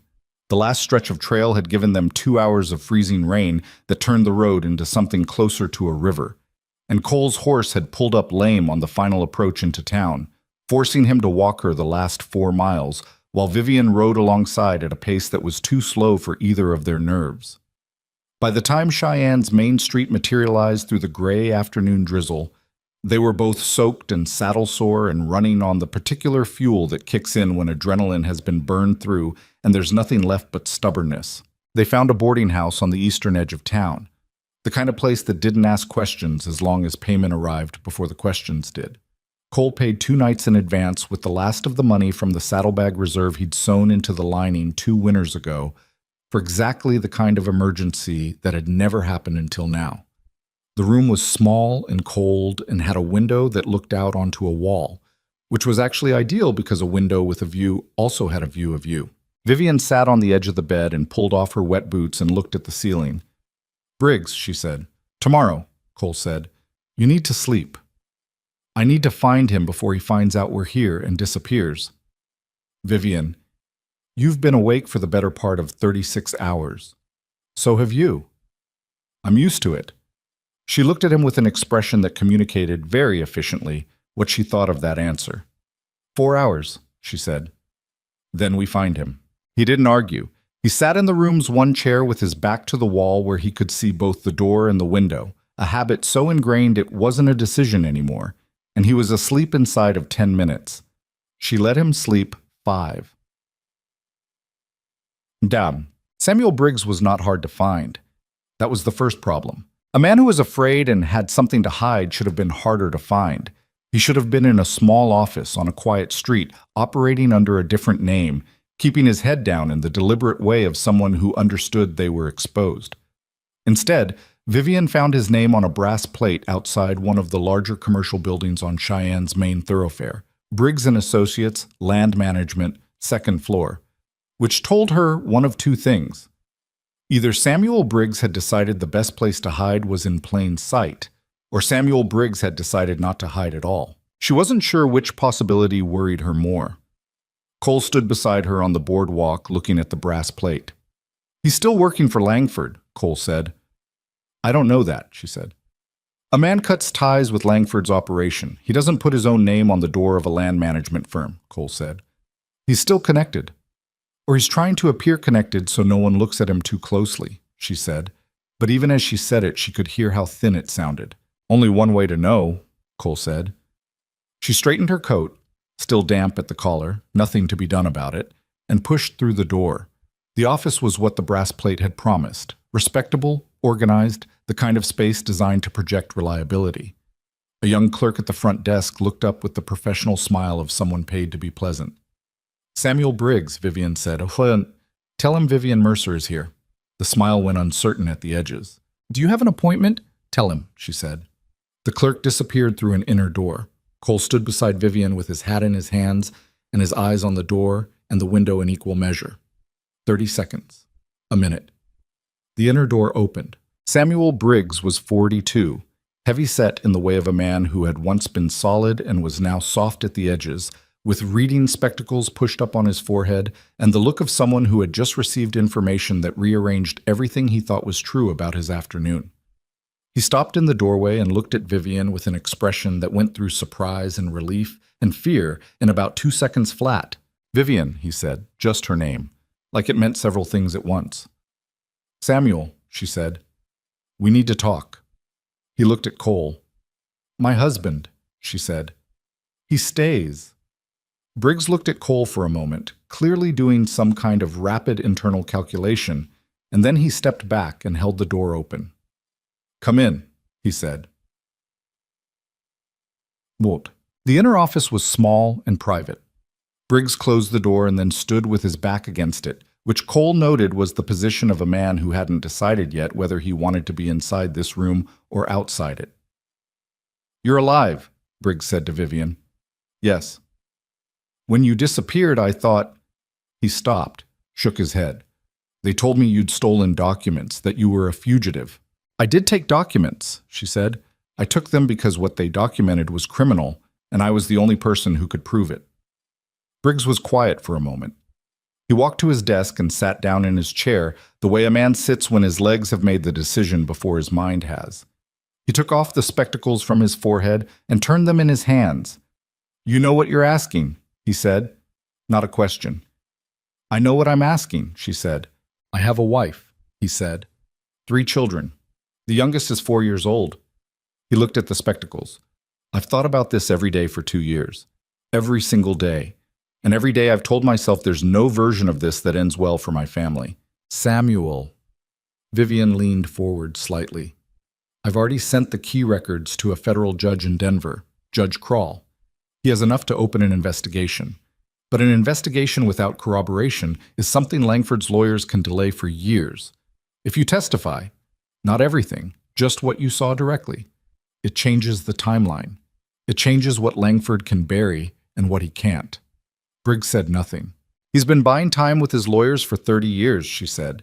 The only thing that takes that away is multiple witnesses. I'm one. You're the other. We're the only two people alive who were inside that operation and can speak to what we saw. There may be others, Briggs said quietly. Probably, she said, but they don't know I'm here. You do. A long silence. Cole had been watching Briggs the way he watched animals that hadn't decided yet whether to run, looking for the thing underneath the obvious fear, the thing that was going to make the decision before the man knew he'd made it. And what he saw in Briggs, underneath the spectacles and the respectable office and the carefully maintained life, was something that looked a lot like the same grinding weight Vivian had been carrying for months. The particular exhaustion of a person who knows something that needs to be said and has been not saying it until the effort of not saying it has become its own kind of damage. Your children, Cole said. Briggs looked at him. You're worried about what happens to them if you testify, Cole said. But you've been in that office 2 years with Langford's name on everything you touch. When this breaks, and it's going to break because it's already moving, men who stayed silent get looked at the same way men who helped. You've been thinking about your family's future, so think about it all the way. Briggs stared at him. Who are you, Saul? He said. A man who builds things, Cole said, and I know that the only way to build something that holds is to get rid of the rot first, even when that's expensive. It was a long moment. The office was very quiet. Somewhere outside, Cheyenne went about its business, wagons and voices, and the ordinary noise of a town that didn't know what was happening in a small room above its main street. Briggs put his spectacles on the desk. I want protection, he said. Written, federal, before I say a single word to anyone. That's something Judge Kroll can provide, Vivian said. You'd have to get me to Denver. We're going to Denver, she said. Another silence. Give me an hour, Briggs said. I need to arrange things for my family. Tell them I'm traveling for business. He paused. I'm not lying to them. I am traveling for business, just not the kind they know about. Vivian looked at him. 1 hour, she said. Ba? They waited at the boarding house. Cole sat in the chair. Vivian sat on the edge of the bed. Neither of them slept this time. You think he'll come? Cole said. Not quite a question. I think he's been waiting for someone to make it possible, she said. He needed to know he wasn't alone in it. She paused. People can endure almost anything if they're not alone in it. Cole looked at her. She met his eyes, and something passed between them that didn't need to be said out loud and probably shouldn't have been. Not yet. Not here in a borrowed room in a town they were going to leave in an hour. When this is over, he said. When this is over, she agreed. Like a question with the same answer. Briggs knocked on his door at the 58-minute mark. He had a travel bag and a look on his face that was frightened and resolved in equal measure, which was exactly the right combination. Cowardice would have been worse than no testimony at all, and pure bravado wouldn't survive what was coming. This, the visible working fear of a man doing something he knows is going to cost him, this was the kind of thing that held up. All right, he said. Let's go. The road to Denver took 4 days. Not 3, which was the standard, because they had a lame horse and a man who wasn't used to hard travel and a route that Cole chose for concealment over efficiency. They went south through Laramie and then cut southeast on trails that weren't on any commercial map, staying off the main road where Pinkerton men were most likely to be watching. Cole ran scout. Vivian managed Briggs, who needed managing, not because he was weak, but because fear in a contained man tends to come out sideways, in sudden silences and sharp words, and an occasional paralysis that needed talking through. She was good at it. Patient in the way of someone who had talked herself through the same kind of fear for months and knew where the walls were. On the second night, camped in a hollow south of Laramie with a small fire that Cole had built with the smoke-minimizing technique of long practice, Briggs told them about the massacres. He'd only alluded to them before. Now, in the firelight, with 3 days of committed flight behind him and something unlocking in him because of it, he told them the full account. 3 frontier settlements, families who'd refused to sell their land for the rail expansion, men Langford had hired, not the Pinkerton kind, the other kind, who had gone in at night and made the refusals permanent, the records of payment, which Briggs had seen and which matched entries in Vivian's ledger that she'd marked without knowing exactly what they corresponded to.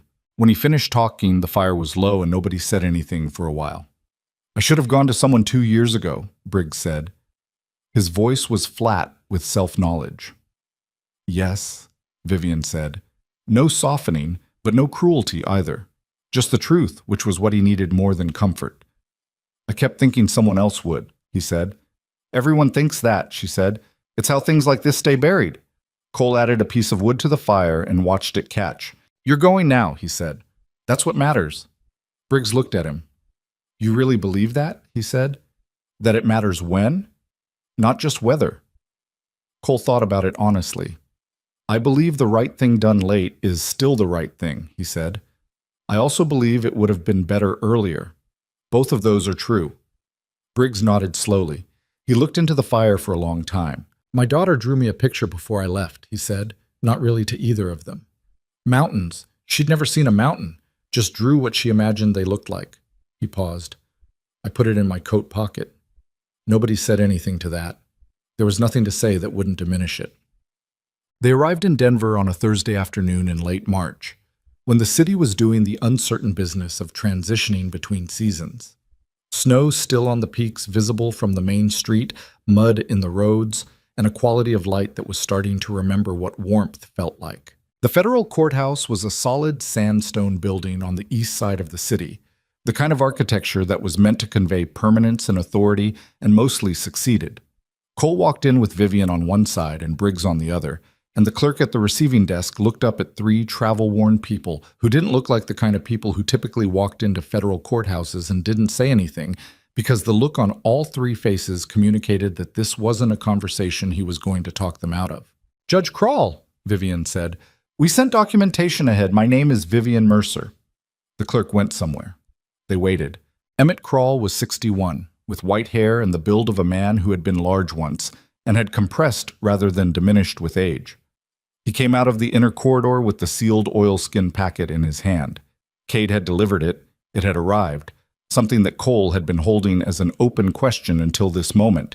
And he looked at the 3 of them with an expression that was measuring and careful and completely without the performative authority that lesser men used the bench to produce.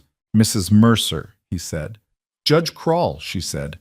He looked at the packet in his hand. "I've read this twice," he said. "Come in."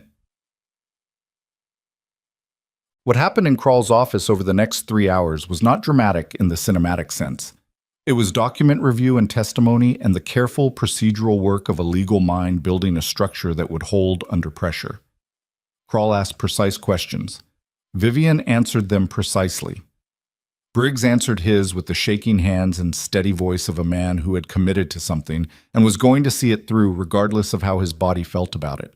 Cole sat in a chair against the wall and said nothing, because nothing he had to say was relevant to this particular process, and irrelevant contributions to legal proceedings were one of the many things he had no patience for. At one point, Krall looked up from his notes and looked at Cole directly. "You're the husband," he said. "Yes," Cole said. "You're aware this woman is the subject of a Pinkerton commission?" "Yes." "And you transported her across 2 territories while being pursued?" "Yes." Krall held his gaze for a moment. "All right," he said, and went back to his notes. By the time they left the courthouse, the sun was going down over the mountains, and Krall had issued 3 things: a federal protective order covering both Vivian and Briggs, a subpoena for the original ledger which Vivian arranged to have retrieved from its hiding place via sealed instructions to Sheriff Aldous in Silver Ridge, and the beginning of what he called, in the measured language of a man who didn't make promises he couldn't keep, a significant federal inquiry. On the courthouse steps, Briggs stood for a moment in the late afternoon light with his travel bag at his feet and his spectacles on his nose, and the look of a man who had just put something down that he'd been carrying for a very long time and wasn't entirely sure how to stand without the weight of it. "What do you do now?" Vivian asked him. "Go home," he said. "Tell my wife the truth, all of it." A pause. "I should have done that too." "Yes," she said. "But you're doing it now." He looked at her for a moment. "I'm sorry I wasn't braver sooner," he said. "I'm sorry you had to carry it alone." Vivian held his gaze. "You're here now," she said. "That's the whole of it." Briggs picked up his bag and walked toward the livery to arrange his passage home, and Vivian watched him go, and Cole stood beside her and watched the city light going gold and amber across the sandstone building behind them. "It's out of our hands now," she said. "Yes," he said. "That's a strange feeling." "Yeah," he said. "It is." What happened next happened without them, which was both the point and the hardest part. They stayed in Denver 3 weeks because Kroll needed them available for follow-up testimony, and because the federal protective order was meaningless if they wandered back into territory where Pinkerton commissions had more practical authority than federal paper. They rented 2 rooms in a respectable hotel. Vivian insisted on 2 rooms, and Cole didn't argue, because there were things between them that deserved to be arrived at properly and not under the compressed pressure of crisis and shared danger. It was the strangest 3 weeks Cole Barrett had ever spent. He was in a city, which he hated. He was waiting, which he hated more. He had nothing practical to do with his hands, which was the particular torture of a man whose entire identity was built around solving physical problems in physical space. He bought tools he didn't need from a hardware store and sharpened them in his hotel room. He walked the city in the early mornings the way he'd walked trap lines, mapping it by instinct even though the mapping was useless. And in the evenings, he had dinner with Vivian. Just that. Dinner in the hotel dining room, which was more formal than anything either of them was comfortable with, at a table by the window where she ordered coffee without sugar, and he ordered the plainest thing on the menu, and they talked. Really talked. Not the functional exchange of information that had characterized their first months together. Not the careful navigation around the things they weren't ready to say. Actual conversation, the kind where you tell someone who you were before you were who you are now, and they tell you back. She told him about Philadelphia, about a father who'd been a clerk his whole life, and a mother who'd wanted something bigger for her daughter, and a childhood spent understanding that precision and accuracy were the only reliable currencies available to a woman without inheritance or connection. About discovering she was genuinely good with numbers, not in the mechanical way, but in the way of actually seeing the story that numbers told, the shape of a thing underneath its accounting. He told her about the mountains, about coming west at 19 with $30 and bad information, and the specific humbling experience of discovering that everything he thought he knew about wilderness survival was wrong, and the slower, harder process of learning what was actually true. About the first winter he'd nearly died, and the second winter he'd almost not minded dying, and the third winter something had shifted and he'd understood, in a way he couldn't entirely articulate, that this was where he was supposed to be. "You never wanted to go back east?" she said one evening. "No," he said. "Did you want to stay?" She thought about it. "I wanted to matter," she said. "I thought that was a city thing. I thought you had to be somewhere people could see you." She looked at her coffee cup. "I don't think that anymore." "What do you think now?" She looked up at him. "I think mattering is smaller than that," she said. "More specific. One person, one place, one thing done right." A pause. "I think I got confused about the scale." Cole said nothing. But he thought about a woman who had arrived on a winter platform with nothing but a ruined dress and a bag with a secret in it, and had, over the course of one brutal mountain winter, learned to shoot and split wood and read the weather and face a wolf pack alone in the dark, and who was sitting across from him now in a hotel dining room in Denver, talking about the scale of mattering. He thought, "I am entirely in love with this woman, and I have been for longer than I want to admit." He didn't say it, not yet. He wasn't built for the kind of declaration that announced itself before it had earned the right. But the thought was there, solid and clear, and without the complicated ambivalence that had characterized everything he'd felt since December. It was simply true. The news broke on a Tuesday in the 4th week of April. Cole read it in the morning paper over breakfast in the hotel lobby, which was a surreal experience for a man who had not read a newspaper regularly since before the first Cleveland administration. The headline was restrained in the way of serious journalism. Not breathless, not triumphant, just the plain and devastating statement of fact. Langford Railroad interests, subject to federal fraud investigation, multiple indictments expected. He bought a second copy and went upstairs. Vivian was already dressed, already holding the paper she'd gotten from the hall boy. They looked at each other. "It's real," she said. The two words carried the weight of everything it had cost to make them true. "It's real," he said. She sat down on the edge of the bed, not dramatically, just the physical acknowledgement of something that had been held taut for so long that its release required a moment of stillness. She looked at the paper in her hands and then set it on the bed beside her and looked at the wall. 3 years, she said. 2 years knowing. 1 year running. She paused. I kept thinking it was going to disappear, that his lawyers would find a way to make it disappear. "They're trying," Cole said. "It says here they've filed 4 motions already." "They'll file 40, she said. "That's what they do. But Crawl won't move." A pause. "He's the right kind of stubborn." Cole stood in the doorway of her hotel room, looking at her sitting on the bed with the morning light coming through the window, and the newspaper beside her, and 3 years of fear starting, finally, to let go its grip on her face. He crossed the room and sat beside her. She leaned into him, not the tired, involuntary lean from the wagon ride back in March, but a deliberate thing, a choice made consciously in the ordinary morning light. "What do we do now?" she said. "Whatever we want," he said. She was quiet for a moment. "I don't entirely know what that looks like," she said. "I've been operating on emergency for so long." "I know," he said. "Me too." She turned to look at him. "Me too?" she said. "You seemed calm," he said. "I know. Calm isn't the same thing as not afraid." She looked at him for a long moment. "What were you afraid of?" she said. He held her gaze. "That I'd get you through it, and then you'd go back to Philadelphia," he said. "Or anywhere. That you'd be safe, and I'd go back to the mountain alone, and that would be the end of it." She looked at him with the unguarded expression he'd first seen outside Cheyenne, and that he now understood was simply her face when she stopped managing it.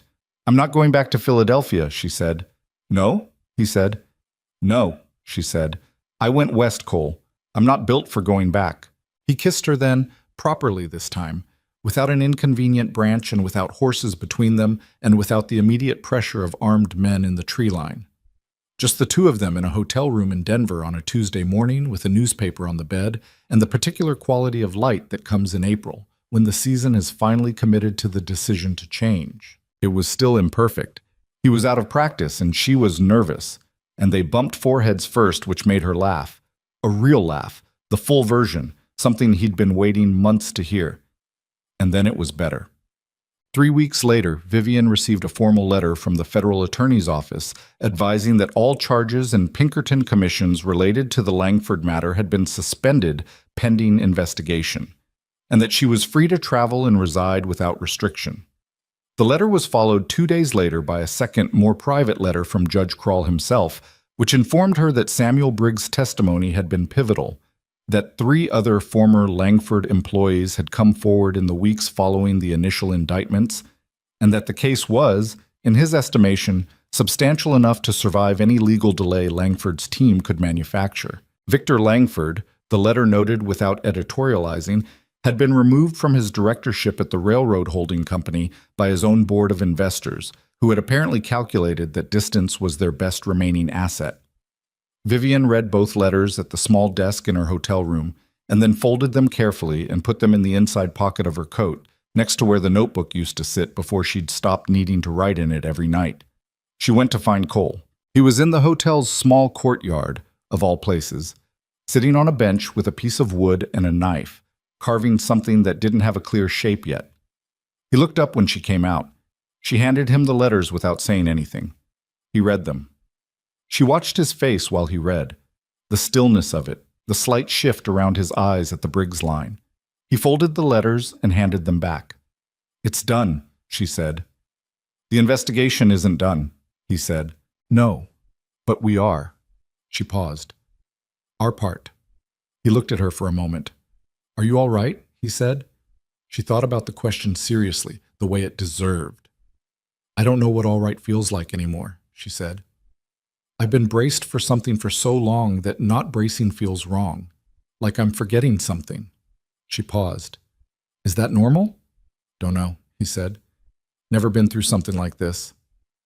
You've been through plenty of hard things. Different kind of hard, he said. Mountain hard is simpler. The danger is clear.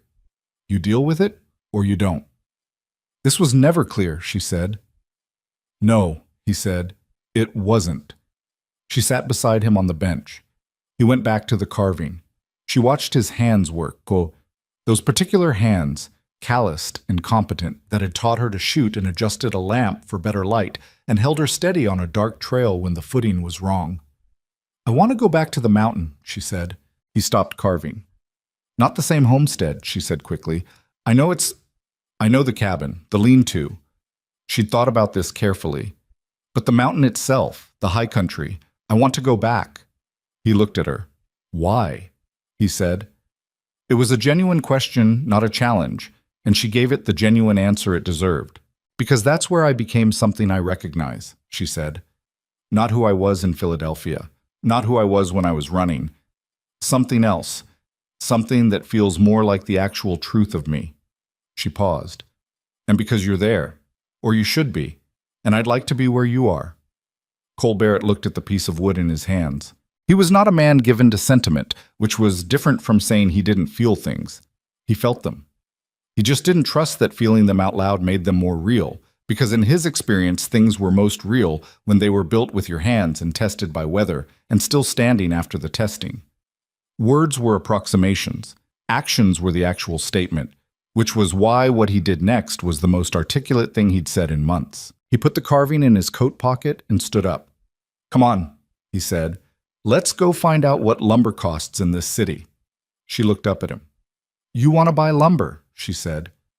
I want to start calculating what we need, he said. Stone for the foundation, timber for the frame. The lean-to needs to be bigger this time. If you're going to be working in it, it needs proper light. She stood up slowly. You're planning the new cabin, she said. I'm planning our cabin, he said. Different thing. Something moved through her face.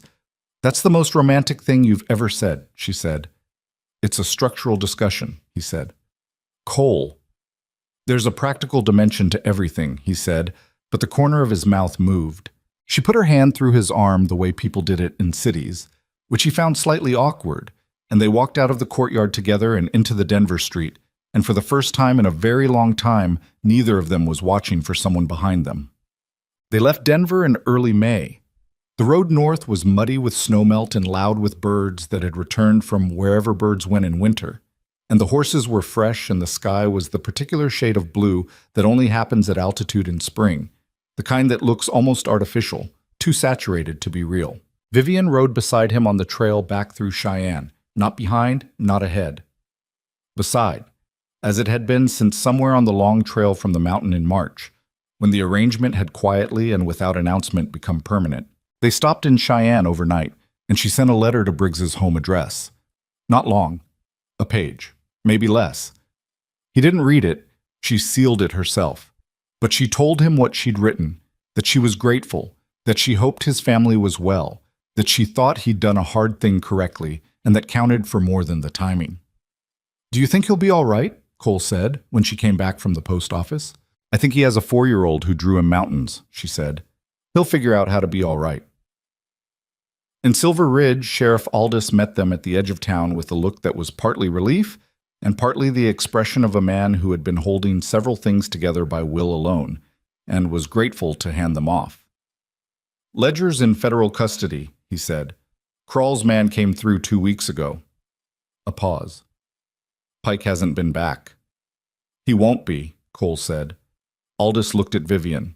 You doing all right, Mrs. Barrett? He said. Yes, she said. Thank you for not talking.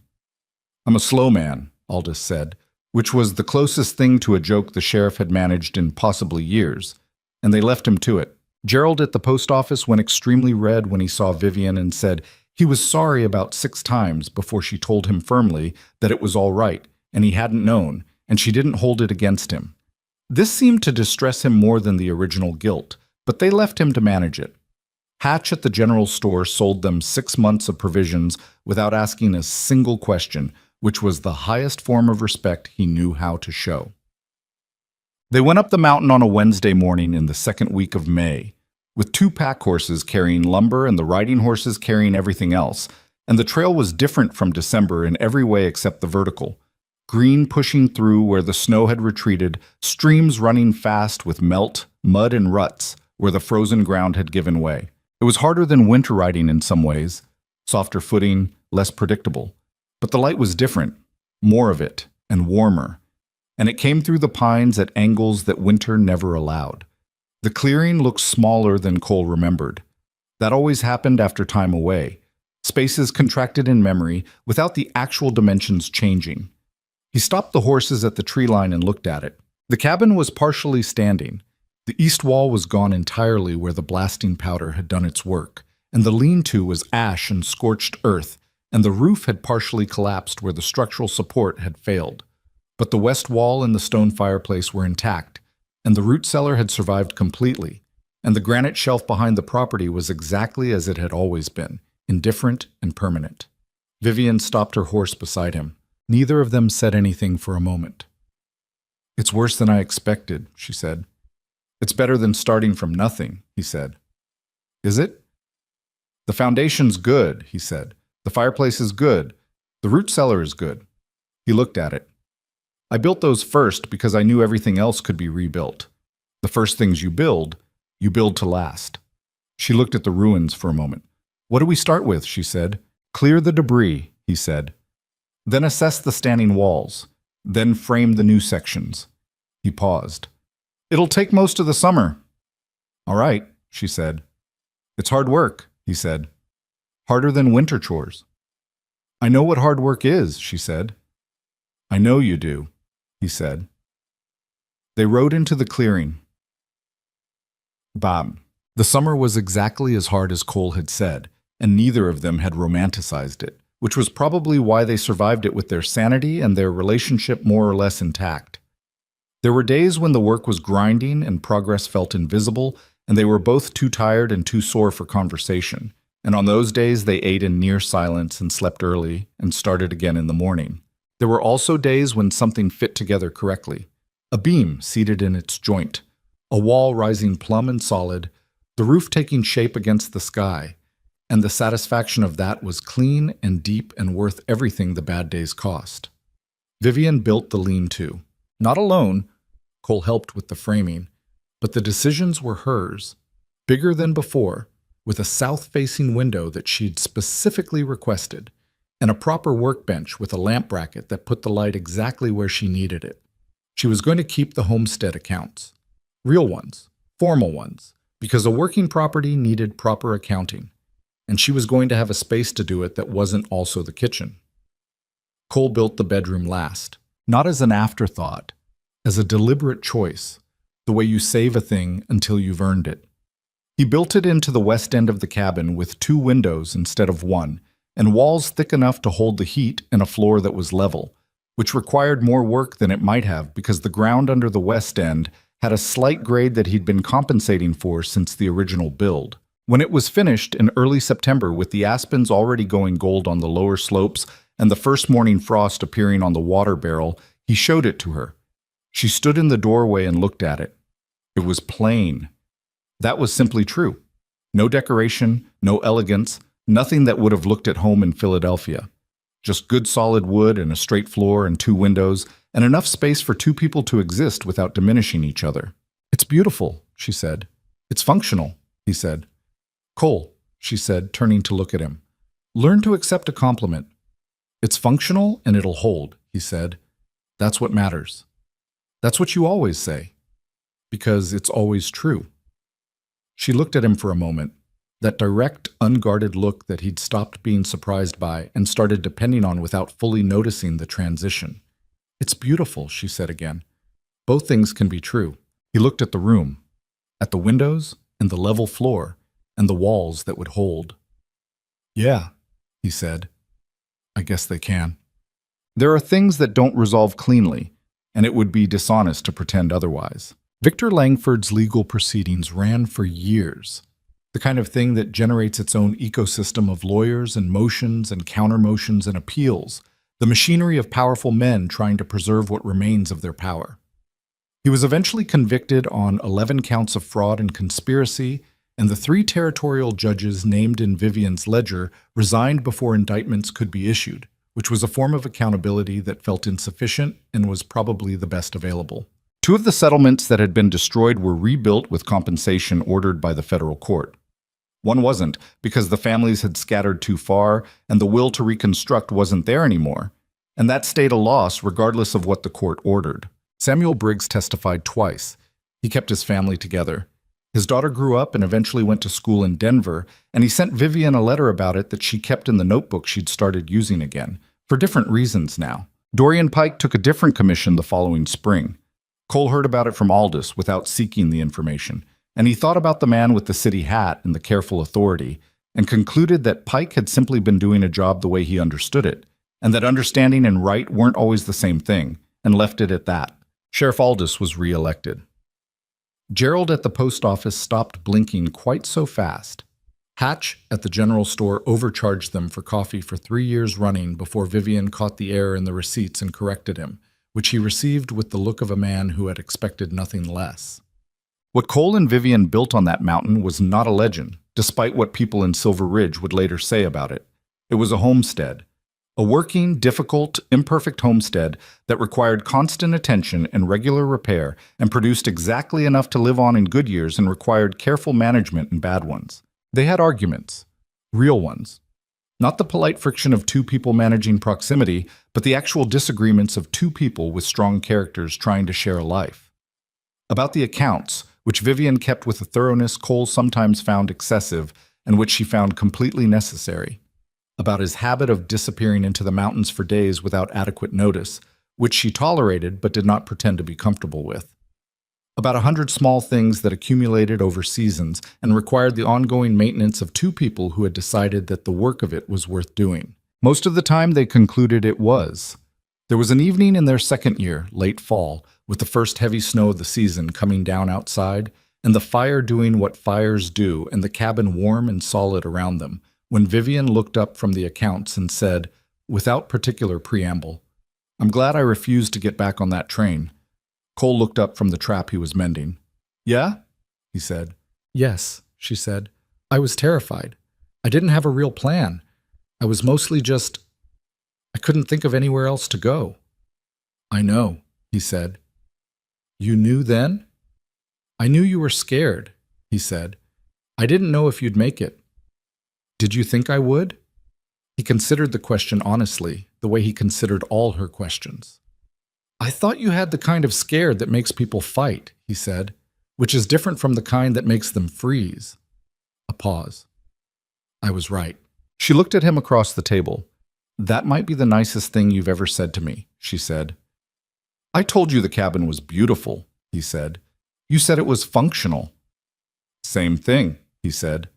She laughed, the full version, the one he'd waited months to hear in that hotel room in Denver and had been hearing regularly ever since. It still had the same quality, unguarded, real, the sound of someone who had come far enough from fear that joy was available again. He went back to the trap. Outside, the snow came down on the mountain the way it always had and always would, without asking permission, without caring about the plans of the small, warm things living beneath it. The aspens had already lost their gold. The high peaks were white down to the middle elevation. In 6 weeks, the world above the tree line would be locked again in the particular silence of deep winter. The silence that Cole had been living in alone for years before a train arrived 40 minutes late, and a woman in a torn velvet dress refused to get back on it. He thought about that sometimes, about the chain of it. One letter written on a bad night, one response from a desperate woman, one refusal on an icy platform that had changed the whole trajectory of both their lives. He thought about how close it had come to going differently, how many moments there had been. The first storm, the wolf pack, the poster in Silver Ridge, The explosion and the flight and the cold camp south of Laramie. With a wrong decision, the slightly slower response, the moment of doubt that lasted 1 second too long, would have produced a completely different ending. He had made peace with not knowing why it had gone the way it did. He wasn't a man who needed the universe to explain itself to him. He just needed it to hold together long enough for the work to be done. Vivian looked up from her accounts and found him looking at her and gave him the look that meant, "What?" In the shorthand they'd developed over 2 years of sharing space, he shook his head slightly. Nothing. Never mind. She went back to her numbers. He went back to his trap. The fire worked. The snow fell on the mountain outside, indifferent as always, and inside the cabin that two people had built from ash and stubbornness, and the kind of love that doesn't announce itself until it's already become the foundation everything else rests on. The warmth held. It was enough. It was, in fact, exactly enough.